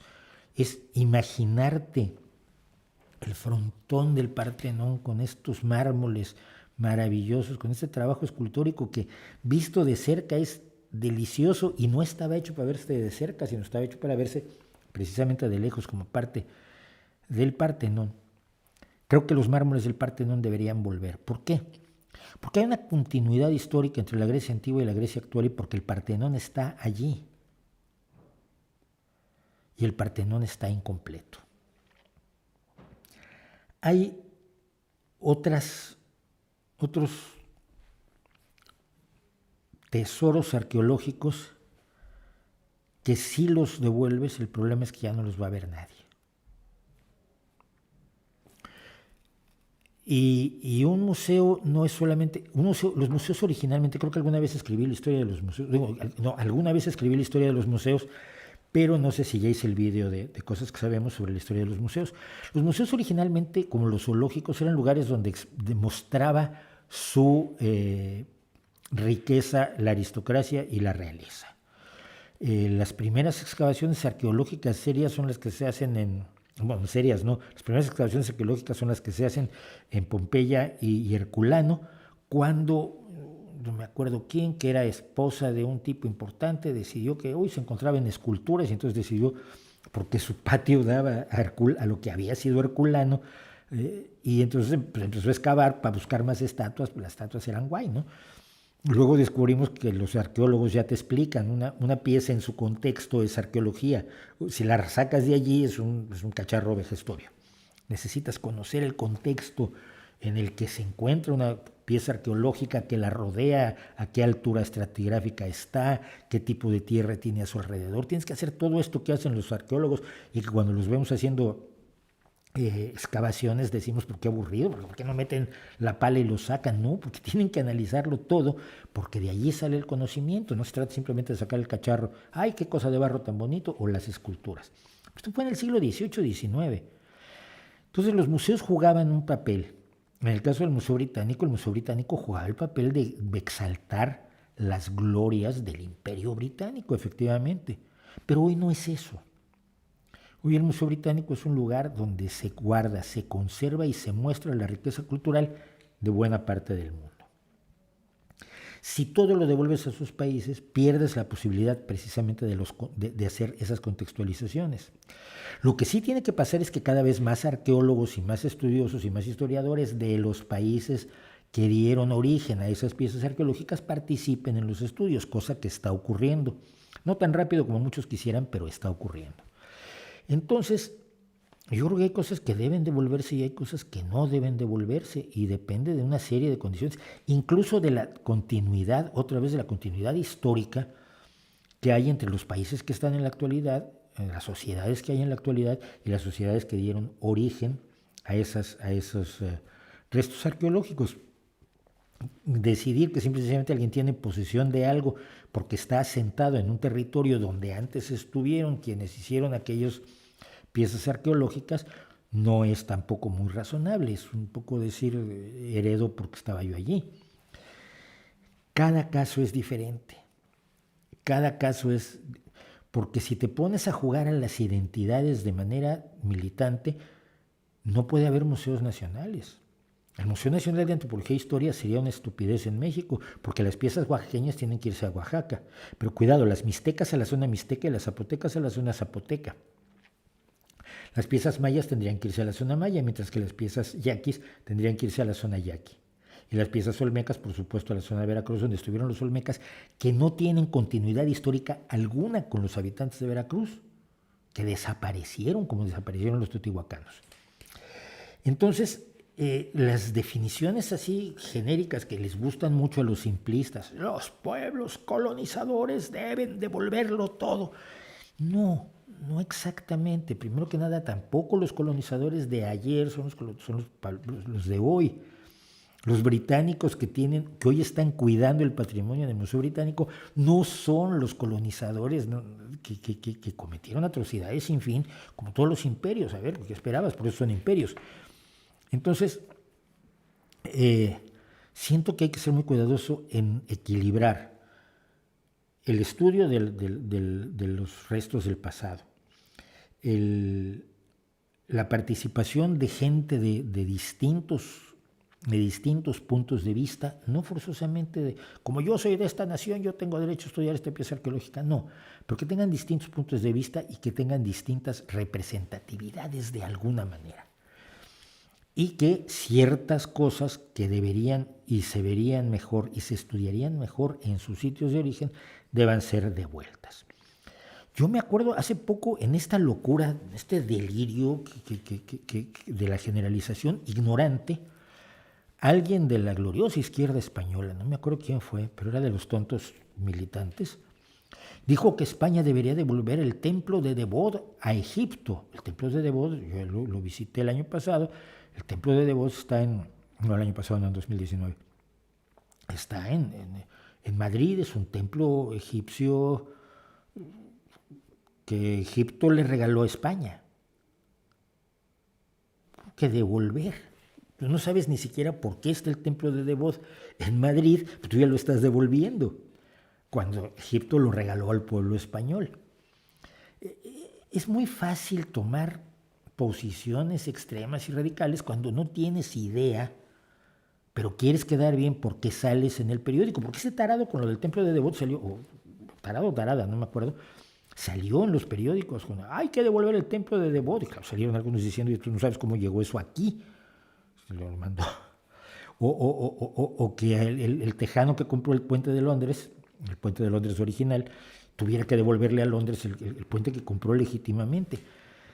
Entonces, cada caso es distinto, hay muchísimos casos. Yo hice, y está en cosas que sabemos, la historia, por ejemplo, de uno de los saqueadores, fundadores de la arqueología, uno de los hombres que fueron el modelo de Indiana Jones, pero que era un saqueador. Y yo me acuerdo que alguna vez vi en el Museo Británico el busto de Ramsés II, y le había grabado encontrado por mí. Era una salvajada que hoy cualquier arqueólogo te mata si lo intentas. Pero lo que hacía era conseguir cosas para el Museo Británico, mientras otro conseguía cosas para el Louvre, que está en las mismas condiciones. Hablo del Museo Británico porque me vi más lo histórico en el Museo Británico, en el Louvre me fui más a la pintura y sobre todo a la pintura holandesa, que como todo el mundo sabe me gusta muchísimo. Entonces, sí, hay piezas que yo creo que deben regresar a sus lugares de origen y hay piezas que no deben regresar a sus lugares de origen, y todos los restos arqueológicos e históricos de la humanidad deben ser estudiados por muchas personas distintas, con distintos puntos de vista, porque así vamos a mejorar el conocimiento que obtenemos. Las piezas arqueológicas del pasado no son juego de orgullos nacionales, son patrimonio de toda la humanidad y representan distintas etapas de nuestra historia común, de nuestra historia colectiva, de nuestra historia como sociedad, con todo lo bueno y todo lo malo que tenemos. Porque depredar el imperio egipcio fue muy mala idea por parte del imperio británico, pero el imperio egipcio no era ninguna buena idea, y pregúntales a los hititas. Así que yo creo que cada caso merece ser valorado de manera independiente, y esto no les parecerá bien a muchas personas. Con lo cual, voy a lo último. Antonio Samperio dice, el presidente López, se refiere a López Obrador, no les gusta que le digan López Obrador porque consideran que López es despreciativo, como si fuera un apellido de segunda, cosa que yo no entiendo por qué. Pero bueno, el presidente López afirma que su objetivo es alcanzar la soberanía energética del país al final de su sexenio, y para eso invierte fuertes sumas de dinero en refinerías, dinero que, como hemos dicho, le ha quitado a los fideicomisos para enfrentar desastres naturales, a la ciencia sobre todo, a la educación y a la protección de mujeres víctimas de violencia de género. ¿Qué es la soberanía energética y de verdad es posible alcanzarla o es únicamente una propuesta populista? Le pregunto porque no conozco ningún país del mundo que tenga esa soberanía energética. No, ni energética ni ninguna otra. López Obrador ha tenido durante muchos años el discurso de las soberanías. La soberanía de un país es la capacidad de decidir sobre su futuro. Y la soberanía reside en el pueblo, no en el presidente. A todo esto, eso es fundamental porque es uno de los elementos clave de la Ilustración, uno de los elementos claves de la Declaración Universal de los Derechos del hombre y del ciudadano. Pero cree que soberanía es el monopolio estatal de, o la exclusión hipernacionalista de otras cosas. Entonces, habla de soberanía alimentaria. Es decir, que México produzca la totalidad de todos los diversos alimentos que consume. Bien, eso es imposible. ¿Por qué? Bueno, porque México consume ciertos pescados que no hay en las costas mexicanas, que hay que comprarles a productores de otros países.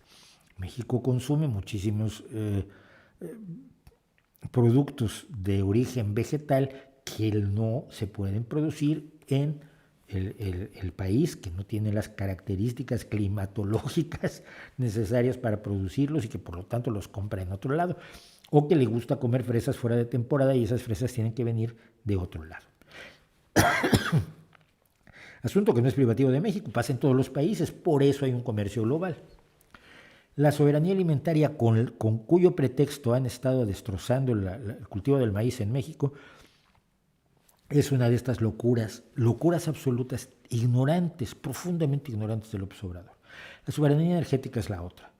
La idea de que México debe producir la totalidad de los combustibles que utiliza para todas las necesidades energéticas del país. Suena muy bien, hasta que te das cuenta que igual saldría más barato comprarlo. Y si sale más barato comprarlo que fabricarlo, pues quizá lo que te conviene es comprarlo y ahorras dinero, y ese dinero lo puedes usar para cosas más buenas. Pero cuando no te preguntas si la solución es correcta, si no estás convencido de que esa es la solución, y no tienes ni siquiera estudios para demostrarlo, solo tienes tu convicción, y tu fuente es el, créeme, en serio, créeme, porque esa es la única fuente que tiene. No hay estudios que indiquen que México será mejor, tendrá menos pobreza, tendrá niños mejor educados, tendrá mayor salud, mejor sistema de salud, menos narcotraficantes, menos delincuentes, menos asesinatos, menos violaciones, si toda la gasolina que se consume en México se produce en México. Es una alucinación, es una convicción que tiene el caudillo, el cacique, pero está dispuesto a sacrificar y está sacrificando un montón de cosas por eso. Claro que es una alucinación. Hay cosas que es más barato comprar en otros lados. Y al mismo tiempo, curiosamente, está cerrando el paso a formas de energía que son necesarias en este momento. Y él dijo que lo de los ventiladores no le gusta nada. Para los que no son mexicanos, Donald Trump llama a los aerogeneradores, a las turbinas eólicas, las llama molinos de viento, windmills. López Obrador decide que no los llama molinos de viento, sino ventiladores. Son turbinas de generación de energía eólica o aerogeneradores. Y entonces él dice que no, los ventiladores solo sirven para echar a perder lo bonito que es el paisaje, con lo bonito que es el paisaje. A él le preocupa el paisaje, a Donald Trump le preocupa que los molinos de viento matan pajaritos, que si matan pajaritos, pues se matan mucho más pajaritos chocando contra los edificios que tienen cristalería, ventanas de cristalería probada. Entonces, yo creo que es una de las muchas alucinaciones peligrosas, que tiene López Obrador. Y a veces tengo mucho reparo en culparlo solo a él. Sé que es un hombre safio, que es un hombre vasto, que es un hombre que desprecia el conocimiento, pero también sé que es un hombre que escucha a algunas personas. Escucha a Romo, por ejemplo. Escucha al Fisgón, que yo no soy un caricaturista muy bien que te pueda... Pero algo te podrá decir, ¿no? O a Pedro Miguel, que fue mi amigo hasta que decidió dejar de serlo. O a Monero Hernández, que el otro día preguntaba quién era yo. Le digo, ¿qué importa quién soy yo? Te debería importar quién eres tú, que tienes la oreja del presidente y dices puras tonterías, viertes en ella puras tonterías. Es decir, hay gente a la que López Obrador escucha. Y esa gente lo único que sabe decirle, sí, señor presidente, lo que usted diga, señor presidente, qué guapo amaneció hoy, señor presidente, oiga, es usted brillante. En palabras del Fisgón, a veces pienso que López Obrador está equivocado, pero luego resulta que tiene razón. Él siempre tiene razón. Esto lo ha dicho uno de los altos dirigentes de su partido, del partido Morena, que es el Fisgón, Rafael Barajas, que es dibujante, que está muy bien que sea dibujante, pero eso no lo convierte en un asesor político de primer nivel, creo yo. Pero en fin, ¿qué voy a saber yo? La gente alrededor de López Obrador no le ha sabido transmitir las necesidades del siglo XXI. López Obrador tiene una visión, perdón, las chicas no van a entenderlo, pero los chicos sí, el bigote, se cae un bigote dentro de la boca y encontrarlo a veces es terrible. López Obrador vive en 1970, vive en los años en que el petróleo era lo más importante, que en los años 70 el petróleo fue muy importante. Estados Unidos tenía un hambre de petróleo enorme que ahora no tiene. La OPEP podía hacer lo que le diera la gana, tanto así que en 1973 provocó una escasez petrolera que sacudió al planeta y que hizo que cambiaran las cosas y que ahora esto no pueda volver a ocurrir.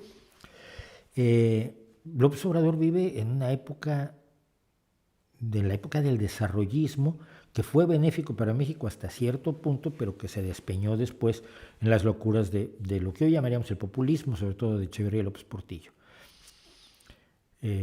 Pero López Obrador no vive en 2021, él vive en 1972, más o menos.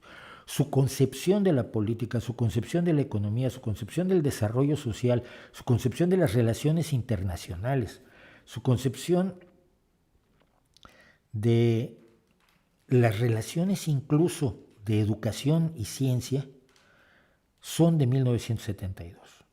Y es un gravísimo problema, porque yo conozco gente, yo personalmente conozco y fueron buenos amigos míos, no sé si lo sigan siendo, gente que sabe perfectamente que esto está mal, que no se lo pasarían a ningún otro gobernante del mundo, y que sin embargo cuando se van a tomar un café con López Obrador los invita a cenar, le dicen que es muy inteligente y muy guapo y que lo sabe todo.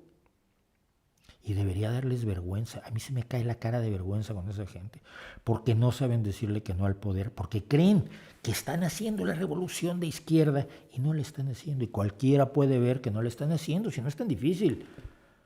Lo que se está haciendo no tiene nada que ver con los principales ideales de igualdad, justicia, equidad, salud y bienestar para todos. Simplemente no tiene nada que ver, es una sucesión de caprichos imperiales enormemente alarmantes, avalados por gente que está tan harta, y legítimamente tan harta, de lo que fueron los años del PRI y del PAN, que quieren como de lugar creer que esto es diferente y es mejor. Y no es. Ojalá y lo fuera, ojalá y lo fuera. Ya me metí en muchos líos, ¿verdad? Bueno, más ofendiditos. La semana próxima hacemos la sección 2 de los ofendiditos. Y quería yo tocar un poco. A partir de la semana próxima sí voy a volver a hacer música, pero música sin música. Es decir, yo recomiendo cosas y luego pongo una pequeña lista de reproducción abajo para que ustedes oigan la música sin que yo me meta. Porque ahora sí el colmo fue la semana pasada, que no solo no tuve música, pero el trocito que puse de la entrevista con Bonnie Cepeda, me desmonetizaron el streaming.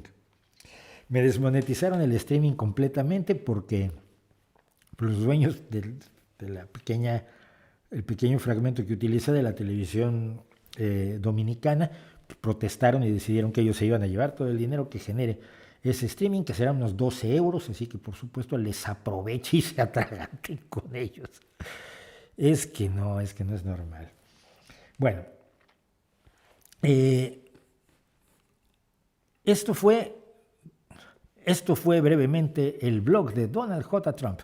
Donald Trump, cuando lo echaron de Twitter y de Facebook después de que incitó una insurrección popular que entró violentamente al Capitolio de los Estados Unidos, que es donde se encuentran tanto el Congreso de los Diputados, el Congreso que son los congresistas, los diputados, y el Senado, y provocó que una serie de enloquecidos seguidores suyos y de MAGA, del Make America Great Again, entraran a saco al Capitolio, rompieran cosas, le rompieran la cabeza a varios policías y trataran de ahorcar al vicepresidente de los Estados Unidos porque no se quería robar las elecciones. Poco más o menos de ese nivel fue. Entonces, después de provocar esa insurrección, Twitter y Facebook dijeron que ellos no se podían ser responsables de ese niño, le quitaron sus cuentas a Trump. Trump hizo un berrinche de esos que hace Trump, que son absolutamente nivel experto, y dijo que iba a hacer su propia red social. Y después de mucho estar prometiendo su red social, salió con un blog Esas digo, ya hasta yo ya dejé mis blogs, o sea, son cosas del pasado, fueron muy importantes, pero hoy no lo son. Creo que es más importante esto, igual me equivoco. Total, que estuvo unos cuantos días con su blog, creo que no pasó de 3 meses, ya no me acuerdo cuánto fue, pero decidió que lo cerraba porque no lo leía. O sea, Pet Finder, que es un sistema para encontrar mascotas, tenía más visitas que él. Creo que mi canal tenía también, en 2 días tenía tantas visitas como Trump en un día. Entonces decidió que lo cerraba porque era solo un puente en su camino hacia crear esa gran red social trumpiana donde todo el mundo va a poder hablar con enorme libertad. Vas a ver en cuanto le digan sus verdades cómo no pasa. Pero bueno, pero mientras tanto, Trump está enloquecido con un fenómeno que ocurrió que es muy interesante. Resulta que en el condado de Maricopa, creo que es en Florida, los republicanos decidieron entregarle las máquinas de votación, porque en Estados Unidos se utilizan máquinas para votar y cada estado usa distintos sistemas, porque las elecciones cada estado los organiza como se le dé la gana, porque los estados son libres e independientes en una federación que es Estados Unidos. Los republicanos decidieron entregarle a esta empresa rarísima que se llama los ciberninjas o los ninjas, sí, los ciberninjas, entregarles las máquinas de votar y los votos para que hicieran una auditoría para que vieran cuántos votos le habían robado a Donald Trump para dárselos a Joe Biden. Es la locura de la gran mentira, de lo que en Estados Unidos ya se conoce como la gran mentira de que el Donald Trump ganó las elecciones. Y a partir de esta auditoría absolutamente ilegal, que ya se ha dicho, no solo es ilegal, sino que las máquinas no se pueden volver a usar, porque nadie sabe lo que estos chiflados que no tenían ninguna experiencia en máquinas de votación le hayan hecho a estas máquinas, pues pueden haber metido lo que se les dé la gana, que esas máquinas son inútiles, que hay que tirarlas a la basura y comprar otras. Con base en eso, Donald Trump ha estado repitiendo que en agosto será reinstalado como presidente de los Estados Unidos. Está convencidísimo. La mayoría de sus discursos ahora los da ante gente que va a su club de golf, de Mar-a-Lago, y entonces él se va paseando por allí, lo ven, lo saludan, y entonces él entra y da un discurso diciendo que lo van a reinstalar como presidente en agosto. Por un lado es enormemente patético, pero por otro lado 60% de los republicanos estadounidenses están absolutamente entregados a Trump, están convencidos de la gran mentira, están esperando que Trump sea reinstalado como presidente en agosto y se creen absolutamente todo lo que diga Donald Trump. Visto desde fuera es tan absolutamente absurdo que la gente siga creyendo en Donald Trump, que a mí me resulta alarmante. QAnon, la conspiración que validó primero Donald Trump y luego ayudó a la insurrección del 6 de enero y ha mantenido después en marzo iban a reinstalar a Donald Trump, el ejército se iba a levantar, no me acuerdo si en marzo o en abril, para reinstalar a Donald Trump, y todo esto lo dice Q, que es el personaje que lanza los mensajes. Vean ustedes el vídeo de QAnon que ya hice contando la historia de esta conspiranoia en concreto. Pero el hecho es que QAnon ha rescatado la idea de que Donald Trump será reinstalado, y lo que más raro es que el Partido Republicano, los políticos del Partido Republicano, que más que nadie saben que todo esto es un delirio y una mentira, y que saben perfectamente que Donald Trump perdió las elecciones de manera espectacular y arrolladora, le siguen el juego. Y le siguen el juego con un servilismo, con una capacidad de arrastrarse que es verdaderamente alarmante. Es verdaderamente alarmante porque son hombres adultos que no parecen ser tontos, ¿no? Que no lo son. Pero que yo creo, y esto es lo que dejo como reflexión ante lo que está pasando, porque la gran mentira sigue y se sigue repitiendo todos los días en distintos medios en los Estados Unidos y por distintas personas, sobre todo de medios como Fox News o America One News, o no me acuerdo cuál es el otro que le ha hecho a la competencia a Fox, siendo más de ultraderecha. El partido le están siguiendo la corriente por miedo. Cuando él dice que alguien no lo va a apoyar, muchos le quitan el financiamiento a ese candidato. Él solo apoya a candidatos que acepten la gran mentira, que lo sigan de manera incondicional, que es lo que hacen los verdaderos caudillos. Para él, el que no es leal a nadie, lo que exige es lealtad absoluta y la está exigiendo para apoyar a los candidatos que en 2022 ocuparán las candidaturas para el Senado y el Congreso de los Estados Unidos. Ahí hay elecciones cada 2 años, la presidencial cada 4 y por supuesto es agobiante. Viven en campaña política permanente, pero no sé si eso sea mejor que el mandato de 6 años que Lázaro Cárdenas propuso en México para tener tiempo de hacer su labor y luego dejó tiempo para que hicieran sus destrozos todos los que vinieron después. Si en 2022, en las elecciones de medio mandato, no tiene éxito la gran mentira de Donald Trump, es decir, no tienen éxito los candidatos que apoya a Donald Trump, entre ellos 19 candidatos que son abiertamente creyentes en QAnon, que son abiertamente parte de la conspiranoia, creyentes. En la actual hay 2, la señora Boebert y Marjorie Taylor Greene. Esos son los 2 personajes que creen en la conspiración de QAnon, que se han incrustado ya en el Congreso de los Estados Unidos, pero podría haber 19 más. Si fracasan, el Partido Republicano lo va a tirar a una velocidad, no lo van a ver ni el polvo. Pero si triunfa, tendremos a Trump en 2024 nuevamente como presidente o tratando de imponer como presidente a su hija Ivanka o a su hijo Donald Jr., salvo que los tribunales los metan a la cárcel, que es otra cosa en la que están. La saga de la insurrección y de la no reelección de Donald Trump sigue y está contaminando todo el proceso político de los Estados Unidos, está contaminando todos los medios y eso al final, y ese es el problema de los imperios, todo eso al final nos afecta a todos nosotros. Dicho lo cual, ahí les dejo el blog de Donald Trump. Y finalmente, la miniatura tiene mala fecha, dice 7 de junio. Pues lo siento. Lo bueno es que hoy en la noche la cambio ya, entonces. En Guatemala hay una comisión contra la corrupción, muchos militares y mercantilistas metidos en corrupción. Ahora dicen que toda clase de persecución de estas personas es comunismo. Claro. Pues que le llaman comunismo a todo lo que no les gusta porque no saben lo que es el comunismo y no les importa. Lo único que les importa es asustar a la gente. Una vez vi un programa de Iker Jiménez dándole micrófono a un frenólogo. Una vez, el psiquiatra, supuesto psiquiatra forense, que ahora no me acuerdo de su nombre, afortunadamente, el psiquiatra forense que tiene allí es frenólogo, y no solo es frenólogo, es lombrosiano. Él cree que los rasgos de la gente dicen si es o no delincuente. Es un chiflado espectacular. El doctor, ¿cómo se llama? Es un loco que además tiene un libro donde él estuvo cuando el ataque a las Torres Gemelas, él estuvo allí, pero cuando hubo un terremoto en otro lado, él estaba allí, cuando hubo unas inundaciones en Brasil, él estaba allí, él estuvo en todos lados, no me acuerdo cómo se llama, afortunadamente.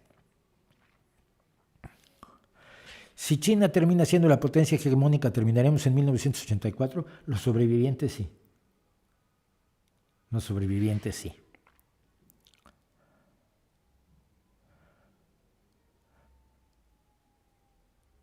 No. Todos estamos convencidos de que sabemos, sí, pero hay prueba. La ciencia utiliza la evidencia, no la convicción del saber. Los antivacunas pueden creer que saben. ¿Cómo convencerles de que sean respetuosos? En ese caso, no los vas a convencer de que sus creencias son falsas. Tienes que ponerlos en ridículo para que otras personas no les crean, pero ellos no los vas a mover. No los vas a mover. Esto tiene que ser clarísimo. Gracias por el video de tulipomanía. También ahí tengo ofendidos un montón de... Toda la gente que compra y vende bitcoins y criptomonedas se me ha puesto, pero no, tus interpretaciones, es que tu posición... Dije, pues yo no asumí ninguna posición respecto a las criptomonedas, yo solamente conté la historia. Pero como no les hice publicidad, muchos vendedores de criptomonedas me han puesto verde.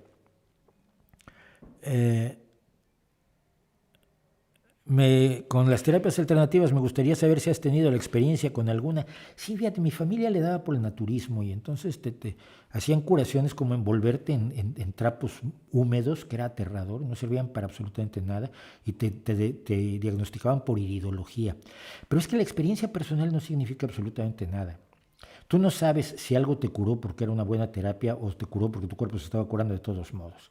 Por eso, la aproximación para analizar las terapias alternativas es la ciencia y no la experiencia personal. La experiencia personal engaña, la experiencia personal es evidencia anecdótica.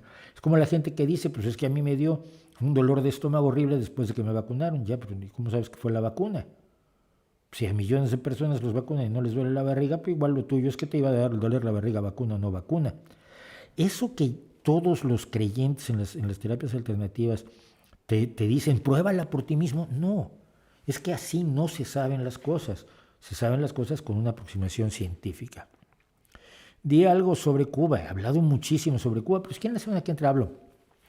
Creo que ya lo conté, ¿no les he contado ya cuando cené con Fidel Castro? Díganme en el chat si les he contado cuando cené con Fidel Castro y si no cuento mi cena con Fidel Castro y algo de mis andanzas por Cuba, que tuve algunas interesantes. Gracias Bernardo Emiliano Vargas Soto por el super chat. ¿Qué opina de la situación política en Perú? Ya hablé. Muchas gracias. Escuche a Dimash Kudalbergen. Lo he oído. Me es frío. Me parece extraordinario. Me parece que tiene una capacidad vocal que te deja asombrado, pero me deja frío, lo siento. Yo prefiero los cantantes pasionales que desafinan o que no tienen el rango que tiene él. Pero sí lo he oído y es absolutamente impresionante. Podría hacer un análisis sobre el producto Leva, no sé qué es ese producto. Si quieres, mándame datos, Lilith, por un comentario directamente en el vídeo. ¿Cree que hubo algunas cosas positivas dentro de la URSS, además del primer viaje al espacio o el invento de los primeros celulares? El invento de los primeros celulares es mentira, no se inventaron en la Unión Soviética. La igualdad entre el hombre y la mujer fue muy importante. Por ejemplo, en la Unión Soviética, el aborto libre al principio. Luego ya Stalin llegó y decidió que todas las mujeres deberían dedicarse a tener hijos como conejos, porque entre los rollos conservadores del marxismo está también la idea de hacer hijos para la madre patria, ¿no? Obviamente hubo cosas buenas, pero el problema es este. A ver, y ya se nos echó el tiempo encima, pero voy a terminar con esto. Michael y todo lo demás, luego lo veo.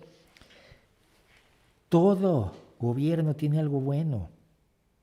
Como decían, Mussolini hacía que los trenes llegaran a tiempo y Hitler hizo carreteras. Y en Cuba la salud infantil es admirable y es espectacular, es maravillosa y se gasta una enorme cantidad de dinero en la salud de los niños. El problema es que ninguna sociedad se puede medir por un solo baremo. Las sociedades, sobre todo los dictadores inteligentes, eligen qué vender como elemento de relaciones públicas, se le echan todo el dinero a eso. ¿Qué es lo que ha pasado en Cuba? Todo el dinero a la sanidad infantil, todo el dinero a reducir la mortalidad infantil, todo el dinero a acabar con las enfermedades infantiles. Y entonces, mira, un gran logro de la revolución, fantástico, chico, admirable. ¿Y todo lo demás? Porque una sociedad es un ente enormemente complejo. Las relaciones públicas y el marketing se hacen sobre un elemento de un producto.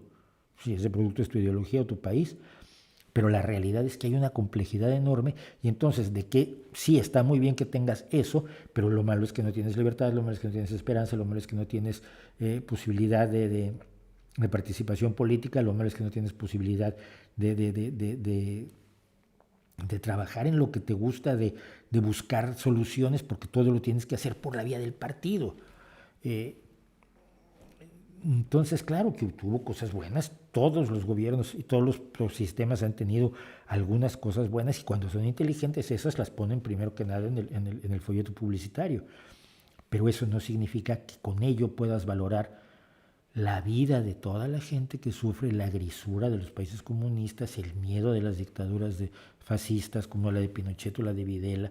Es que Pinochet mejoró la economía. Ya, pero torturaba gente. O sea, ¿no? Una cosa junto a la otra no la compensa ni a tiros. Y tampoco se compensa lo que ha pasado en Cuba, ni en la Unión Soviética, ni lo que pasó en Chile, ni lo que pasó en Argentina, ni lo que pasó en Paraguay o en Brasil, cuando hubo gobiernos gorilísticos. Entonces, claro que hay algo bueno, pero no lo es todo. Muchas gracias por acompañarme. Nos pasamos unos minutos, esto no lo solíamos hacer, pero lo estamos haciendo. Nos vemos el próximo jueves, nos vemos el martes en el vídeo, nos vemos en lo del Pregúntele a un ateo, trataremos de hacer algo de música y todo lo que ustedes quieran. Lo demás, díganmelo en los comentarios del vídeo. Buenas noches y hasta la próxima.